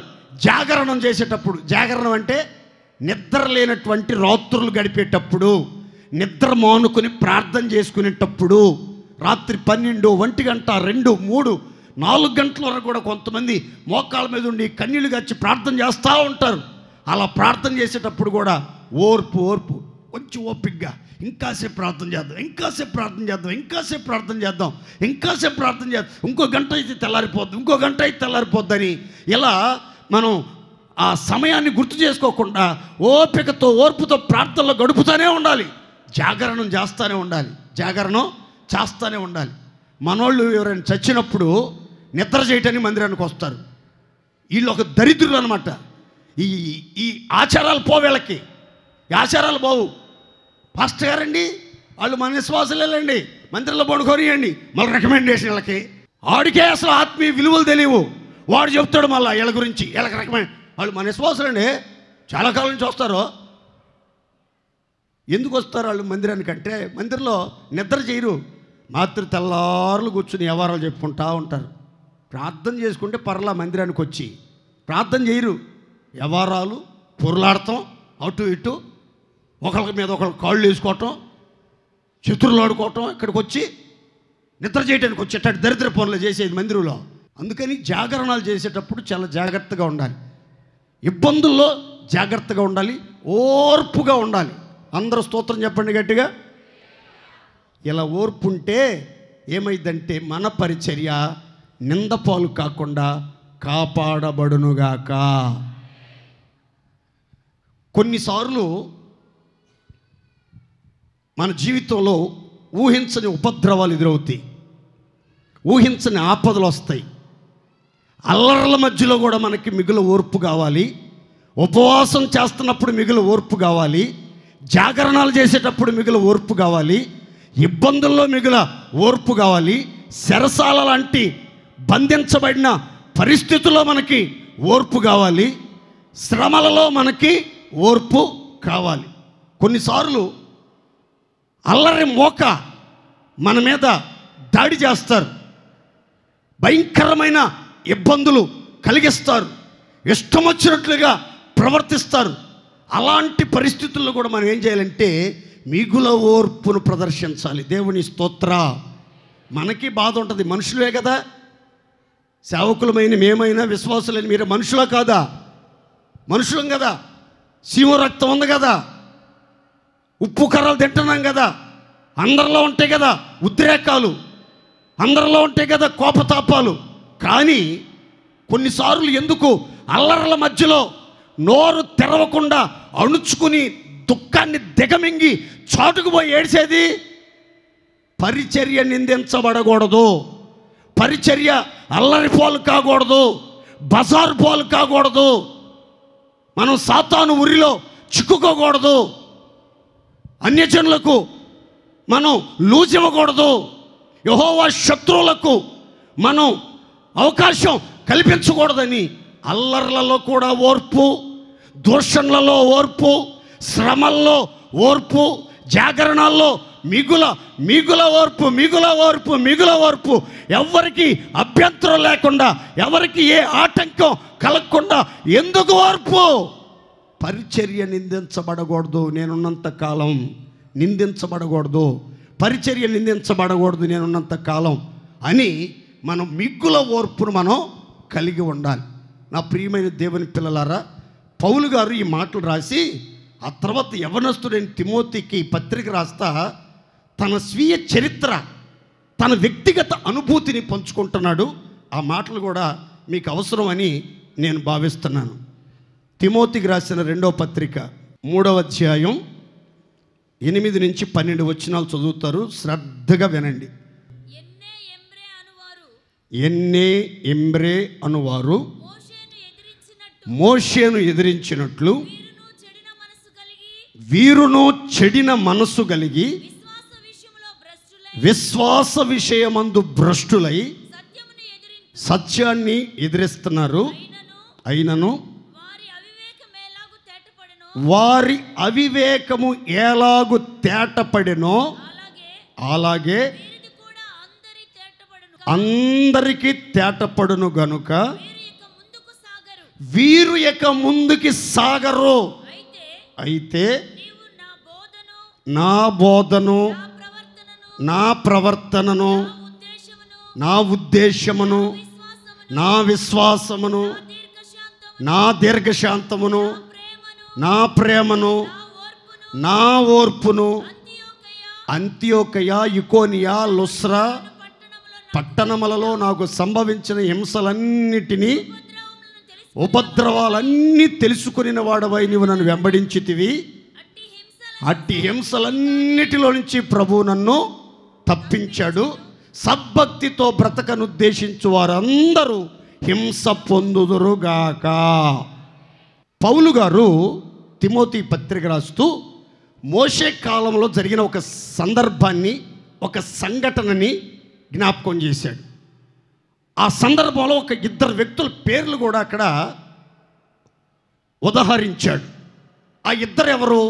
ఎంబ్రే, ఎన్నే. వీళ్ళు మోషేని ఎదిరించారట. మోషేకు విరోధంగా పోగుబడి చెడిన మనస్సు గలవారై విశ్వాస భ్రష్టత్వం కలిగి సత్యములోంచి తొలగిపోయి నాయకుణ్ణి ఎదిరించి దుర్భాషలో మాట్లాడి దూషించి విరోధంగా ప్రవర్తించారట. అలాగే కొంతమంది చెడిపోయిన మనసు కలిగినటువంటి వాళ్ళు, చెడిపోయిన మనస్సాక్షి కలిగినటువంటి వాళ్ళు, దైవభక్తి లేనటువంటి వాళ్ళు కూడా ఏం చేస్తున్నారంటే విశ్వాస భ్రష్టత్వం కలిగి నాయకులను ఎదిరించి సత్యంలోంచి తొలగిపోయి ప్రవర్తిస్తున్నారు. పౌలు అంటున్నాడు, ఆ రోజు ఎంబ్రే ఎన్నెల భక్తిహీనత, భ్రష్టత్వం ఎలా తేటపరచబడిందో అలాగే విశ్వాస భ్రష్టత్వం కలిగి సత్యములోంచి తొలగిపోయి చెడిన మనసు కలిగిన వారి జీవితం కూడా ఒకరోజు తేటపరచబడుతుంది. కాబట్టి ఇలాంటి ముదురు వేషాలు వేసేవాళ్ళు, నాయకత్వాన్ని ఎదిరించేవాళ్ళు, విశ్వాస భ్రష్టత్వం కలిగి చెడిపోయిన మనసుతో నడిపించబడేవాళ్ళు ఇక ముందుకి సాగరు. ముందున్న ముసళ్ళ పండగ ఇక ముందుకి సాగనీయుడు దేవుడు. వీళ్ళ ఆటలు సాగవు, వీళ్ళ ప్రయత్నాలు సాగవు, వీళ్ళ వేషాలు వ్యవహారాలు సాగవు ఇక ముందుకి అని చెప్తూ అంటాడు. ఇకోనియా, లుస్రా, అంతియోకయ పట్టణాల్లో నాకెన్నో శ్రమలు వచ్చినాయి, నేను ఎన్నో హింసలు భరించాను. ఆ హింసల మధ్యలో, ఉపద్రవాల మధ్యలో, శ్రమల మధ్యలో నా ప్రవర్తన చూసావు, నా భక్తి చూసావు, నా దీర్ఘశాంతం చూసావు, నా ప్రేమ చూసావు, నా ఓర్పు చూసావు. వాటన్నిటిని నేను అనుభవిస్తూనే నేను ముందుకి సాగాను. నీకు బాగా తెలుసు, నువ్వు దగ్గరగా గమనించావు కాబట్టి. అయితే వాటన్నిటిని నేను సహించాను, ఓర్చుకున్నాను. అయితే ప్రభు నమ్మదగిన వాడు, వాటన్నిటిలో నుంచి నన్ను విడిపించాడు. దేవునికి స్తోత్ర అని చెప్తూ అంటాడు, సద్భక్తితో బ్రతుకను ఉద్దేశించువారు హింస పాలవుతారు అన్నాడు. ఈ వాక్యాన్ని సరిగ్గా చదవండి మరలి. సద్భక్తితో బ్రతికే వాళ్ళ, బ్రతక ఉద్దేశించిన వాళ్ళ? నోరుదే చెప్పాలి గట్టిగా. బ్రతుకుచున్న వాళ్ళ, బ్రతక ఉద్దేశం కలిగి ఉన్నవాళ్ళ? ఉద్దేశం వస్తేనే ఇన్ని శ్రమలైతే సద్భక్తితో బ్రతికే వాళ్ళకి ఇంకెన్ని హింసలు ఉంటాయి, ఇంకెన్ని ఉపద్రవాలు ఉంటాయి, ఇంకెన్ని శ్రమలు ఉంటాయి. ఒకసారి ఆలోచించండి. మంచి ఉద్దేశం, నేను మంచి భక్తిగా బతకాలి, మంచి ప్రార్థనా జీవితం కలిగి ఉండాలి, ప్రార్థన చేసుకోవాలి, పరిశుద్ధముగా జీవించాలి, చూడకూడని దృశ్యాలు చూడకూడదు, సమయానికి నిద్రపోవాలి, పొద్దున్నే లేచి దేవుణ్ణి స్తుతించి కృప పొందుకొని ముందుకు సాగాలి, నా జీవితము ఎవరికి అభ్యంతరముగా ఆటంకముగా ఉండకూడదు, ఇది నా నిర్ణయం, ఇది నా ఉద్దేశం, ఇది నా తీర్మానం అని ఎవరైతే అనుకుంటున్నారో వాళ్ళకే హింసలు స్టార్ట్ అవుతున్నాయట. వాళ్ళకి ఏమవుతుంది? మరి నడుచుకునే వాళ్ళ పరిస్థితి ఏంటి? దైవజనుడు పౌలు చెప్తున్నాడు, నా హింసలు, నా శ్రమలు, నా కష్టాలు, నేను అనుభవించిన ఉపద్రవాలు దగ్గరగా ఉండి చూచి తెలుసుకున్నావు. ఆ ఉపద్రవాలన్నిటిలో, ఆ హింసలన్నిటిలో, ఆ శ్రమలన్నిటిలో ఎంత ఓర్పుగా సహించి భరించానో నీకు తెలుసు. ప్రభు కూడా నన్ను విడిపించాడు. గుర్తుపెట్టుకో, సద్భక్తితో బ్రతకాలనుకున్న వాళ్ళందరికీ ఆటుపోట్లు తప్పవు, ఆవేదనలు తప్పవు, శ్రమల కొలిమిలో పుటం వేయబడక తప్పరు. కనుక శ్రమలు వస్తాయి, కానీ ఆ శ్రమల్లో ఓర్పు కలిగి, మిగుల ఓర్పు కలిగి నడుచుకోవాలి. దేవునికి మహిమ కలుగునుగాక. క్రైస్తవ్యం అంటే పూల పాన్పు కాదండి. క్రైస్తవ్యం అంటే విలాసవంతమైన జీవితం కాదండి. అన్నీ ఉంటాయి కానీ అనుభవించే అవకాశం ఉండదు. స్వాతంత్ర్యం ఉంటుంది కానీ అన్నీ చేయదగినవి కాదు. అదే అసలు సెసలైన క్రైస్తవ జీవితం. దేవునికి స్తోత్ర. గట్టిగా చెప్పండి హల్లెలూయా. సంతోషంగా చెప్పాలి గట్టిగా. ఎంతకిప్పుడు మనం మా ఆత్మీయులకి అవసరమైంది ఏంటో చెప్పండి. మూడోది ఓర్పు. చెప్పండి గట్టిగా. ఓర్పు ఉంటే రెండు ఆశీర్వాదాలు జరుగుతున్నాయి. ఒకటి, దేవుని చిత్తాన్ని నెరవేర్చగలుగుతాం. రెండు, వాగ్దానాలన్నిటినీ పొందుకోగలుగుతాం. ఈ ఓర్పు మనం శ్రమల్లో, ఇబ్బందుల్లో, జాగరణాల్లో, అల్లర్లలో, ఉపద్రవాలలో, హింసలన్నిట్లో మిగుల ఓర్పు ఉంటే మన ద్వారా ఎవ్వరికి ఎటువంటి అభ్యంతరం ఉండదు. మన మూలంగా మన పరిచర్య ఎక్కడ నిందించబడకుండా పరిచర్య అన్ని విషయాల్లో కాపాడబడునుగాక. గట్టిగా చెప్పండి హల్లెలూయా. మీలో ఎవరిని ఏమాటన్నా మినిస్ట్రీని అన్నట్టే, మినిస్ట్రీని అన్నట్టే. మీలో ఎవరి మూలంగా నన్ను ఏ మాట అన్నా మినిస్ట్రీని అన్నట్లే. ఇదొక మినిస్ట్రీ, ఇదొక పరిచర్య. ఈ పరిచర్యలో ఎవ్వరు ఏ చిన్న తప్పు చేసినా అందరికీ ఆపాదించబడుతుంది. కనుక ఎవ్వరి మూలంగా ఎట్టి పరిస్థితుల్లో ఈ పరిచర్య నిందించబడటం నాకు అసలు ససేమిరా ఇష్టం లేదు. అందుకని ఓర్పుగా ఉండండి, చేదును దిగమింగండి, దుఃఖాన్ని దిగమింగండి. ఒంటరిగా ఉన్నప్పుడు ఏడుపు వస్తుంటే ఏడ్చేయండి. కళ్ళల్లో దుమ్ముతో పాటు, నలకలతో పాటు గుండెల్లో ఉన్న బొర్రు కూడా దిగిపోద్ది. దేవునికి స్తోత్రం చెప్పండి గట్టిగా. కావాలంటే మీరు నిజంగా ఏడుపు వచ్చినప్పుడు ఎవరైనా ఏమైనా అనుకుంటారనుకుంటే ఒంటరిగా గదిలోకి వెళ్ళి ఎక్కిళ్ళు పెట్టి ఏడ్చేయండి. ఏడ్చిన తర్వాత మీ కళ్ళు కొంచెం తేటగా ఉంటాయి, మీ హృదయం కొంచెం తేలికైపోద్ది, బొరువు ఏదో దిగిపోయినట్టుగా ప్రశాంతంగా ఉంటుంది, మంచి నిద్ర కూడా పట్టిద్ది. అలా కాకుండా కన్నీళ్ళు రాకుండా ఆలోచిస్తావు అనుకోండి, నిద్ర రాదు, టెన్షన్ పెరిగిపోద్ది, ఒళ్ళంతా చల్లబడిపోతూ ఉంటుంది, నరాలన్నీ జుమ్ జుమ్ అంట లాగుతూ ఉంటాయి.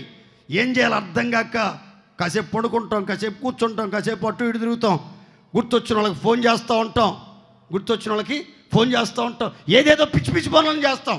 అట్లా చేయకుండా బాధ ఎక్కువైనప్పుడు మీరేం చేస్తారంటే కన్నీళ్ళు గార్చి వదిలేసేయండి. ఆ నీళ్ళు అది ధూళి కల్మషం అంతా కొట్టుకుని రావటం మాత్రమే కాకుండా గుండెలను కూడా తేలికజేసేసిద్ది. దేవునికి స్తోత్ర. గట్టిగా చెప్పండి హల్లెలూయా. ఈ బాడీలో 70% వాటర్ ఉంటుంది, 30% 20% బ్లడ్ ఉంటుంది. ఎంత ఉంటుంది? 30% 20% బ్లడ్ ఉంటుంది. విచిత్రం ఏంటో తెలుసా? మనకి ఏదైనా దెబ్బ తగిలినా, ఏదైనా బాధ కలిగినా ఏమొస్తుందంటే కన్నీళ్ళు రావు. ఏదైనా దెబ్బ తగిలితే మాత్రమే రక్తం వస్తుంది. కానీ గుండెకి గనక దెబ్బ తగిలిందనుకోండి, మనసుకు గనక దెబ్బ తగిలిందనుకోండి, ఏమొస్తుందో తెలుసా? కన్నీళ్ళు కుళాయి తిప్పినట్టే. కుళాయి తిప్పినట్టే బడబడ బడబడ బడబడ బడబడ బడబడబడ ఒక్క మాట మాట్లాడితే చాలు కన్నీళ్ళు వచ్చేస్తూ ఉంటాయి, కన్నీళ్ళు వచ్చేస్తూ ఉంటాయి. కనుక నా మాటేనండి, కన్నీళ్ళు దాచుకోబాకండి. చాలా ఉన్నాయి, బాడీ అంతా నీళ్ళే. పాస్టర్ గారండి నాకు నీరు పట్టిందండి, కాళ్ళన్నీ వాసిపోతున్నాయండి, ముఖం కూడా వాసిపోతుందండి. డాక్టర్ దగ్గర పరీక్ష చేయించుకుంటేనండి రక్తం తక్కువ అయిందని చెప్పారండి, 5 పాయింట్లు ఉందని చెప్పారండి. ఇంకా ఎప్పుడో రేపో మాపో చచ్చిపోతానంటండి ఈ రక్తాన్ని కనుక ఇంప్రూవ్ చేసుకోకపోతే. బాడీ అంతా నీళ్ళేనంటండి. ఎందుకు నీళ్ళు? వాటిని బయటికి కుళాయి తిప్పి వదిలేసేయి బయటికి. దేవుని స్తోత్రం కలుగును గాక. వదిలితే వెళ్ళిపోతాయి. మనసు కూడా తేలికైపోద్ది. అట్లా గుండెలో పెట్టుకుని గుండె ఒక్కసారి టపా ఏమైంది? స్ట్రోక్ వచ్చిందంట పాస్టర్ గారు. సడన్గా స్టంట్ వేశారు, పెద్ద ఆపరేషను, బైపాస్ సర్జరీ చేశారు. బైపాస్ రోడ్ వేసినట్టుగా బైపాస్ సర్జరీ చేశారు. చాలా క్రిటికల్ సర్జరీ జరిగింది పాస్టర్ గారు. నా మాటనండి, ఇలాంటివి జరగటానికి కారణం ఏంటంటే ఓవర్ థింకింగ్. ఇబ్బందుల్లో, శ్రమల్లో, అల్లర్లలో, జాగరణాల్లో, ఉపవాసాల్లో, హింసల్లో ఓవర్ థింకింగ్ వద్దు.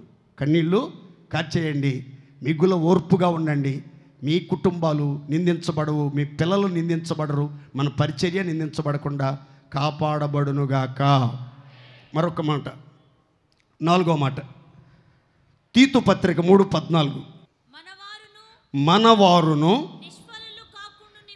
నిష్ఫలులు కాకుండు నిమిత్తము అవసరమును బట్టి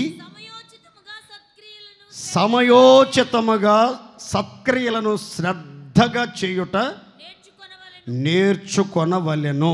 దేవుని స్తోత్రం చెప్పండి గట్టిగా. ఈ మాటనే మీకు అర్థమయ్యేటట్టు చెప్తాను చూడండి. సమయోచితముగా సత్క్రియలు చేయుట అవసరం. సమయోచితముగా సత్క్రియలు చేయుట అవసరం. ఎందుకు అవసరం అనంటే పౌలు చెప్తున్నాడు, మనవారు లేదా మనము నిష్ఫలము కాకుండా ఫలాలు లేని వారముగా ఉండకూడదు.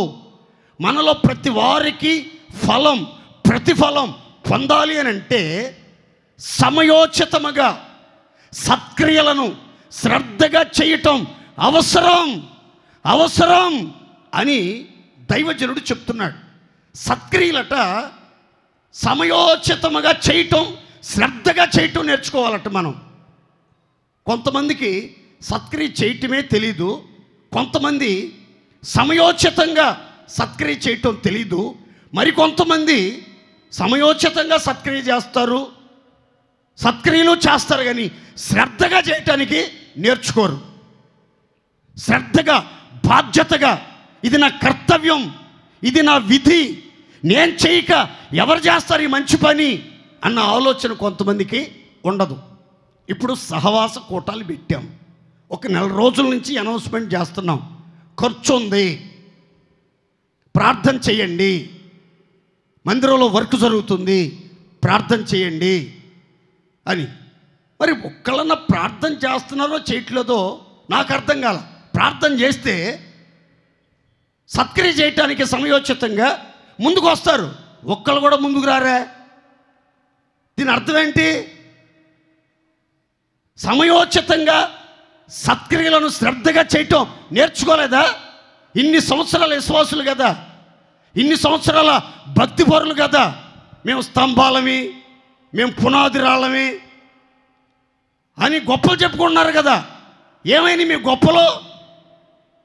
బైబిల్ చెప్తున్న మాట ఏంటంటే సమయోచితముగా సత్క్రియలను శ్రద్ధగా చేయటం నేర్చుకోండి. ఇది ఆత్మీయులకు అవసరం. ఎందుకు సత్క్రియలను సమయోచితంగా చేయాలి? సత్క్రియ అంటే అర్థం ఏంటంటే మంచి పనులు. ఏ పనులండి? చెప్పండి గట్టిగా. ఏ పనులు? మంచి పనులు.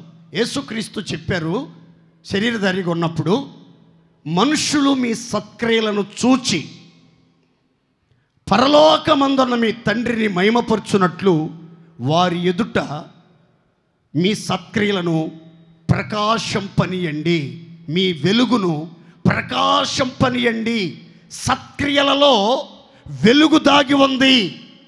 సత్క్రియలలో వెలుగు దాగి ఉంది. అవి వెలుగులోనికి రావాలి. మంచి పనులు ఎవరు చేసినా అవి వెలుగులోనికి రావాలి. మనుషులు చూడాలి. మనుషులు చూచేటట్లుగా సత్క్రియ చేయాలి. ధర్మం చేసేటప్పుడు మీ కుడి చేయి చేసేది మీ ఎడమ చేయికి తెలియకూడదు. కానీ మంచి పనులు చేసేటప్పుడు ఆ మంచి పనులు ఒక వెలుగు ఏ రీతిగా కనబడుతుందో మీ సత్క్రియలన్నీ కూడా మనుషులందరూ చూడాలి. చూసి ఆ తర్వాత మిమ్మల్ని బట్టి దేవుణ్ణి మయంపరచాలి. దేవునికి స్తోత్ర. అందుకే తీతు పత్రిక 2వ అధ్యాయంలో ఉంటుంది, సత్క్రియల యందు ఆసక్తి గల ప్రజలను తన కోసరము పవిత్రపరుచుకొనుటకు యేసు క్రీస్తు తన్ను తాను అప్పగించుకున్నాడు. దుర్నీతిలో నుంచి వారిని విమోచించాడు.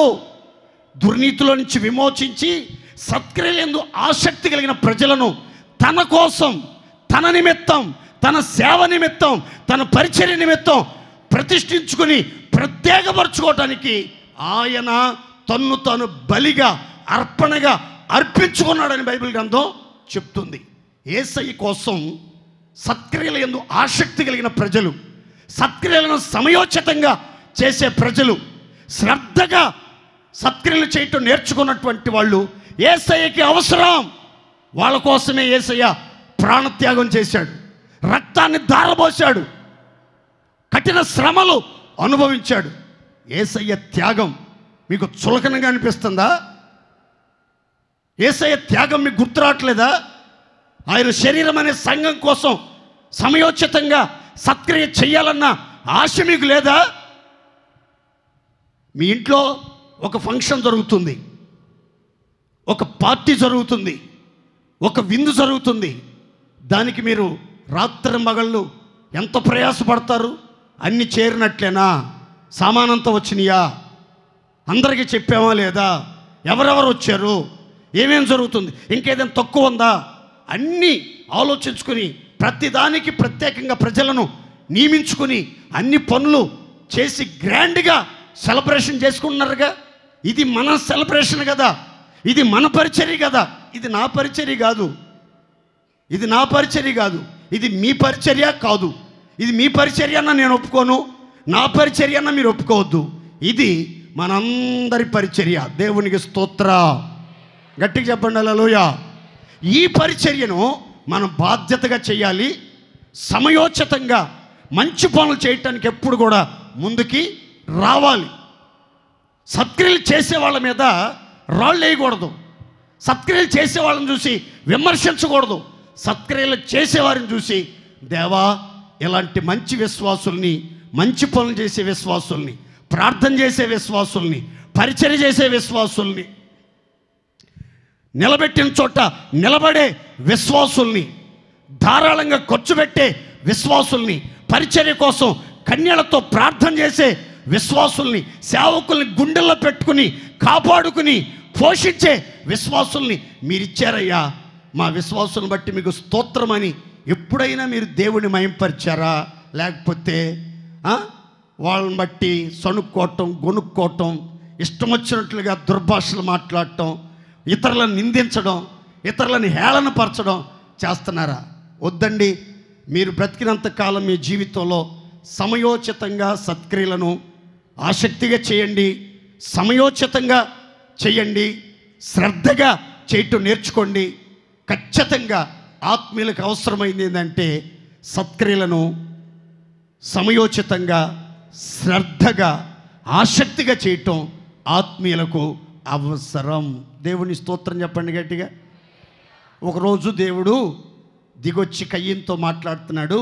కయ్యను, నువ్వు సత్క్రియలు చేస్తే, సమయోచితంగా సత్క్రియ చేస్తే నీ తల ఎత్తుకునేవాడు కదా, ఎందుకు నువ్వు తలదించుకున్నావు? ఎందుకు పాపము నీ వాకిట పొంచి ఉంది? నువ్వు దుష్క్రియ చేస్తున్నావు. ఎందుకు వెలుగు దగ్గరికి రాలేకపోతున్నావు? వెలుగును ప్రేమించలేకపోతున్నావు? చీకట్లో ఉంటావు, చీకటి క్రియలు చేస్తావు, చీకటిని ప్రేమిస్తావు. ఎందుకు? సత్క్రియ నీలో ఉంటే తలెత్తుకుంటావు. ఈరోజు చాలామంది సమాజంలో తలెత్తుకుని గౌరవంగా జీవించలేకపోవడానికి ఎప్పుడు చూసినా నేల చూపులు, సైడ్ చూపులు తప్ప యథార్థమైన దృష్టి లేదే. ఆదాంలాగా చెడు చాటుకు పోయి దాక్కుంటారు. ఒరే ఆదామా, ఎందుకురా చెడు చాటుకు పోయి దాక్కున్నావు అంటే, నీ స్వరం విన్నప్పుడు నాకు భయం వేసింది, నేను ఆల్రెడీ దిగంబరగా ఉన్నాను తెలిసిపోయింది, అందుకే చెడు చాటుకి వెళ్ళిపోయాను అన్నాడు. వాడు చెడు చాటుకి ఎందుకు వెళ్ళాల్సి వచ్చింది? దుర్మార్గుడు. ప్రతిరోజు దేవుని స్వరం వినగానే పరిగెత్తుకుంటూ వచ్చి ఒళ్ళో కూర్చునేవాడుగా, ప్రేమతో సంభాషించేవాడుగా. ఇప్పుడు ఏం పోయే కాలం వచ్చింది, చాటు చాటు తిరుగుతున్నాడు, నేల చూపులు చూస్తా భయపడతా ఉన్నాడు. దుష్క్రియ ఏదో చేశాడు. నా మాటనండి, దేవుని పిల్లలు బ్రతికినంత కాలం సత్క్రియల ధనాన్ని మూటగట్టుకోవాలి. సత్క్రియలు ఎందుకు ఆసక్తి కలిగి ఉండాలి. సమయోచితంగా సత్క్రియలను శ్రద్ధగా చేయటం అవసరం, అవసరం, అత్యవసరం. దేవుని స్తోత్ర. చివరిగా ఒక్క మాట చెప్తాను. ఫిలిప్పీ పత్రిక 1వ అధ్యాయం 24వ వచనం. అయినను నేను శరీరమందు నిలిచి ఉండుట మిమ్మును బట్టి మరీ అవసరమై ఉన్నది. దేవునికి మహిమ కలుగునుగాక. ఇక్కడ దైవజనుడు పౌలు చెప్తున్నాడు, నా మట్టుకైతే బ్రతుకుట క్రీస్తు, చావైతే లాభం. ఈ రెండిటి మధ్యలో ఇరుకును బడి నలిగిపోతున్నా. నేను వెడలిపోయి క్రీస్తుతో కూడా ఉండుట నాకు మరీ మేలు. అయితే శరీరమందు నేను నిలిచి ఉండుట మీ నిమిత్తం మిమ్మును బట్టి మరి నాకు అవసరమై ఉంది. దేవుని స్తోత్రం చెప్పండి గట్టిగా. నాకు కూడా ఈ పాపిస్ట్ లోకంలో బతకాలని లేదండి. నిజంగా చెప్తున్నాను, దేవుని సన్నిధిలో అబద్ధం కాదు, నిజంగా చెప్తున్నా. తొందరగా ప్రభు వచ్చి తీసుకెళ్తే బాగుంటుంది. మరణం వచ్చినా హ్యాపీగా వెళ్ళిపోవచ్చు. ఈ దౌర్భాగ్యాలు, ఈ ఘోరాలు, నేరాలు, ఈ రాజకీయాలు, ఈ కుట్రలు, ఈ కుళ్ళుబోత్తనాలు ఇవన్నీ చూచి చూచి చూచి చూచి గుండెలు బొరివెక్కిపోతున్నాయి. సరిగ్గా నిద్ర కూడా పట్టిస్తావు కొన్నిసార్లు. అయితే ఇప్పుడు వెళ్ళిపోవాలా, ఎప్పుడు వస్తాడా ప్రభు, ఎప్పుడు వస్తాడు ప్రభు, ఇదే ఆలోచన రాత్రి మగలు. అలాంటి సమయాల్లో నాకు పౌలు చెప్పిన మాట గుర్తొచ్చింది. ఏమనంటే, శరీరమందు నేను నిలిచి ఉండుట సంగమా మీ నిమిత్తం మరి అవసరమై ఉంది. దేవుని స్తోత్రం చెప్పండి గట్టిగా చెప్పండి. హల్లెలూయా. నా అవసరం ఇక్కడ లేదనుకోండి, నేను వేరే ప్రాంతానికి ట్రాన్స్ఫర్ అన్న అవుతాను, లేకపోతే చావనన్నా చస్తా. నా అవసరం ఉందగనకే ఇంకా దేవుడు నన్ను నిలబెట్టాడు ఇక్కడ. దేవుని స్తోత్రం చెప్పండి గట్టిగా. ఎందుకు సేవకుని యొక్క అవసరం సంఘానికి ఉంది? సేవకుని అవసరం ఎందుకు ఉంది? 3 మాటలు చెప్తాను, గుర్తుపెట్టుకోండి. 1, సేవకుని యొక్క అవసరం ఏంటి సంఘంలో అంటే, సేవకుడు సంఘాన్ని హెచ్చరిక చెయ్యాలి, హెచ్చరికలు జారీ చేయాలి. 2, సంఘానికి ఆదరణ వాక్యం, పెక్కు మాటలతో సంఘాన్ని ఆదరించి స్థిరపరచడానికి సేవకుడు నిలిచి ఉండటం అవసరం. సంఘాన్ని హెచ్చరించడానికి సేవకుడు శరీరంతో నిలిచి ఉండటం అవసరం. పెక్కు మాటలతో ఆదరించి స్థిరపరచడానికి సేవకుడు అవసరం. ఆ తర్వాత ఆలోచన చెప్పడానికి, దేవుని చిత్తాన్ని, దేవుడు ఆజ్ఞాపించిన సంగతులన్నీ పోసగుచ్చినట్లుగా ఏది దాచకుండా మీకు వర్ణించడానికి, వివరించడానికి సేవకుడు శరీరంలో నిలిచి ఉండటం అవసరం. దేవునికి మహిమ కలుగునుగాక. 3 మాటలు గుర్తుపెట్టుకోవాలి. హెచ్చరించే సేవకుడు అవసరం సంఘానికి. పెక్కు మాటలతో, విస్తారమైన వాక్య ఉపదేశాలతో మనల్ని ఆదరించి స్థిరపరచడానికి సేవకుడు అవసరం. 3, దేవుని ఆలోచన, దేవుని చిత్తం అంత సంఘానికి ఏది దాచకుండా, ఏది మరుగు చేయకుండా బోధించడానికి సేవకుడు అవసరం. అందుకనే ఎఫెసీ 4:13 దైవజనుడు ఈ రీతిగా చెప్తున్నాడు, పరిశుద్ధులు సంపూర్ణులగునట్లు, పరిచర్య ధర్మము జరుగునట్లు, సంఘము క్షేమాభివృద్ధి చెందునట్లు ఆయన కొందరిని అపోస్తులుగాను, కొందరిని ప్రవక్తలుగాను, కొందరిని సువార్తికులుగాను, కొందరిని కాపరులుగాను, కొందరిని ఉపదేశకులుగాను నియమించి ఉన్నాడు. దేవునికి స్తోత్రం చెప్పండి గట్టిగా. సేవకులు నిలిచి ఉండటం ఎందుకు అవసరం? 3 ఉద్దేశాలతో సేవకుల్ని దేవుడు శరీరంలో నిలిపి సంఘములో వాడుకుంటున్నాడు. ఏంటా ఉద్దేశాలు? 1, సంఘములో చేర్చబడిన పరిశుద్ధులు సంపూర్ణ పరిశుద్ధులు అవ్వాలంటే సేవకుడు నిలిచి ఉండటం మరీ అవసరం. దేవునికి స్తోత్ర. గుర్తుపెట్టుకోండి, మీకు ఒక మాట చెప్తాను. మీరు ఎక్కడున్నా, నేను ఎక్కడున్నా గుర్తుపెట్టుకోండి, యేసు రక్తం మిమ్మల్ని పరిశుద్ధపరుస్తుంది. యేసయ్య వాక్యం మిమ్మల్ని పరిశుద్ధపరుస్తుంది. పరిశుద్ధాత్ముడు మిమ్మల్ని పరిశుద్ధపరుస్తారు. కానీ మీరు సంపూర్ణ పరిశుద్ధులు అవ్వాలంటే సమర్పించబడిన, ప్రతిష్ట కలిగిన, దేవుని ఏర్పాట్లో ఉన్న షండులైన, నపుంసకులైన, దేవుని చేత ఏర్పరచబడిన సేవకుల ద్వారా మాత్రమే పరిశుద్ధులైన వాళ్ళు సంపూర్ణ పరిశుద్ధులుగా మార్పు చెందుదురుగాక. గట్టిగా చెప్పుకోండి, అర్థమైన వాళ్ళు గట్టిగా చెప్పండి. మీరు పరిశుద్ధులుగా ఉంటే ప్రభు రాకడలో ఎత్తబడలేరు, పరలోక రాజ్యంలో చేర్చబడలేరు, దేవుడు మిమ్మల్ని అంగీకరించలేడు. పరిశుద్ధులుగా ఉండకూడదు. పరిశుద్ధులు సంపూర్ణ పరిశుద్ధులుగా మార్పు చెందాలి. మార్పు చెందాలంటే సేవకుడు ఉండాలి. హెచ్చరించే సేవకుడు, గద్దించే సేవకుడు, తప్పును దిద్దే సేవకుడు, శిక్ష యందు, నీతి యందు శిక్ష విధించే సేవకుడు మీకు అవసరం. 2, పరిచర్య ధర్మం జరగాలి.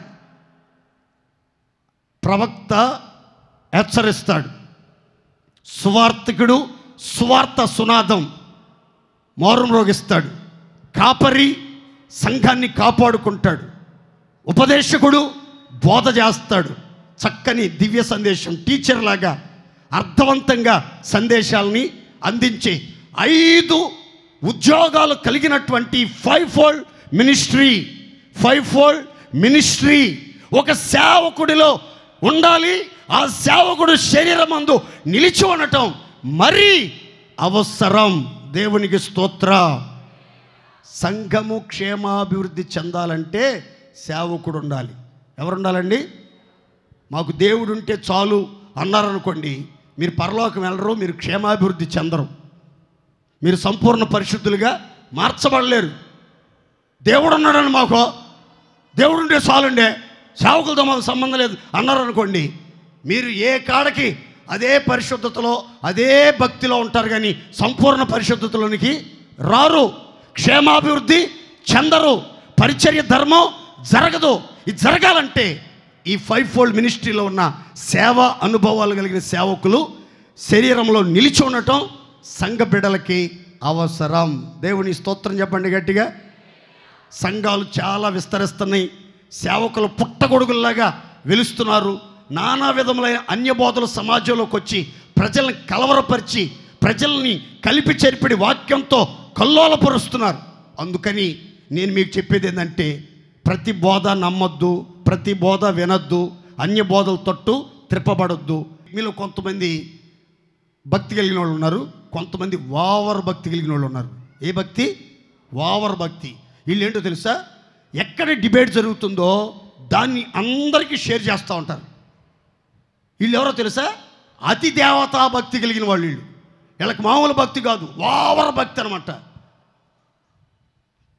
దేవుడి నామం అన్ని జనుల మధ్యలో అల్లరిపోలవుతుంది. డిబేట్లు పెట్టుకుని వీళ్ళని విమర్శించుకుని వీసు పెంచుకోవటానికి, వీళ్ళు పాపులర్ అవటానికి, యూట్యూబ్లో డబ్బులు సంపాదించుకోవటానికి వీళ్ళు చేసే కకృతి పనులు బట్టి దేవుడి నామం దూషించబడుతుంటే వీళ్ళకేమో సరదా అయిపోయి షేర్ల మీద షేర్లు, లైకులు.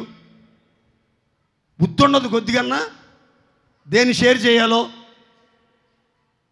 దేన్ని ట్విట్టర్లో పెట్టాలో, దేన్ని వాట్సాప్ స్టేటస్లో పెట్టాలో కొంచెమన్నా జ్ఞానం ఉండదు. రకరకాల బోధలు ఉన్నాయి. నాకు తెలిసి స్వచ్ఛమైన బోధ, మిమ్మల్ని మోక్షానికి తీసుకెళ్లే బోధ హోసన్న మినిస్ట్రీలో తప్ప ఇంకెక్కడ దొరకదు. మీరు భూతాల మీద భూతార్థం పెట్టి ఎత్తికినా కానీ. దేవుని స్తోత్ర. ఎందుకంటే మేము ధనాపేక్ష కోసం రాలేదు, ఆత్మల సంపాదన కోసం వచ్చాం, కానీ ఆస్తుల సంపాదన కోసం రాలా, పేరు ప్రఖ్యాతుల కోసం రాలా, ఘనతల కోసం రాలా. మా ద్వారా, మా జీవితం ద్వారా దేవుని నామం మహిమపరచబడాలి, ఈ దేహంలో క్రీస్తు ఘనపరచబడాలి. చావు మూలంగానైనా బ్రతుకు మూలంగానైనా క్రీస్తు యేసుకే అనంత మహిమ కలగాలనే ఒక తీర్మానంతోనే జీవితాన్ని దేవుని సమర్పించి సేవ చేస్తున్నాం కనుక మేము దేవుణ్ణి సంతోషపెట్టడానికి, దేవుని మహిమ కోసం, ఘనత కోసం దేనికైనా తెగిస్తాం, ప్రాణ త్యాగానికైనా సిద్ధపడతాం. కానీ దేవుని నామం అల్లరిపోలవుతుంటే, దూషించబడుతుంటే తట్టుకునే ఓపిక ఉండట్లేదండి. అందుకని మీకు అసలైన బోధ, స్వచ్ఛమైన బోధ అందించే అద్భుతమైన కేంద్రం హోసన్నా మినిస్ట్రీ. దేవునికి మహిమ కలుగునుగాక. ఈ మినిస్ట్రీలో సమర్పించబడిన సేవకుల ద్వారా దేవుడు తన సంకల్పాన్ని అంతా మీకు తెలియపరుస్తున్నాడు. ఈ సేవకులు నిలిచి ఉండటం, ఈ సేవకులు మన మినిస్ట్రీలో అడుగుపెట్టడం దేవుడు మనకిచ్చినటువంటి ఆశీర్వాదం. ఆ సేవకులు మనకు ఉండటం మనకు మరీ అవసరం. దేవుని స్తోత్రం చెప్పండి గట్టిగా. మొదటి మాట చెప్పండి, ఆయన పాదాల చెంత కూర్చుండి ఆయన బోధ వినుట అవసరం. 2, క్షేమాభివృద్ధికి అనుకూలమైన వచనము పలుకుట అవసరం. వినువానికి క్షేమాభివృద్ధి కలుగునట్లు, వినువానికి క్షేమాభివృద్ధి కలుగుటకై అనుకూలమైన వచనం పలకటం అవసరం. 3, దేవుని చిత్తమును నెరవేర్చిన వారై వాగ్దానమును పొందు నిమిత్తం ఓరిమి అవసరం. ఓరిమి అవసరం. 4, సమయోచితముగా సత్క్రియలను శ్రద్ధగా చేయ నేర్చుకునుట అవసరం. సత్క్రియలను సమయోచితముగా శ్రద్ధగా చేయటం నేర్చుకునుట అవసరం. 5, సేవకులు, సమర్పణ కలిగిన సేవకులు, ప్రతిష్ఠించుకున్న సేవకులు, దేవుని మనసులో ఉన్న సేవకులు, దేవుని పక్షముగా నిలబడే సేవకులు శరీరమందు నిలిచి ఉండటం, క్షేమముగా నిలిచి ఉండటం సంఘానికి మరీ అవసరం. దేవునికి స్తోత్ర. దేవుడు ఈ మాటలన్నీ మీ హృదయాల్లో స్థిరపరిచి మిమ్మల్ని అందరినీ ఉత్తమమైన మార్గములో నడిపించునుగాక.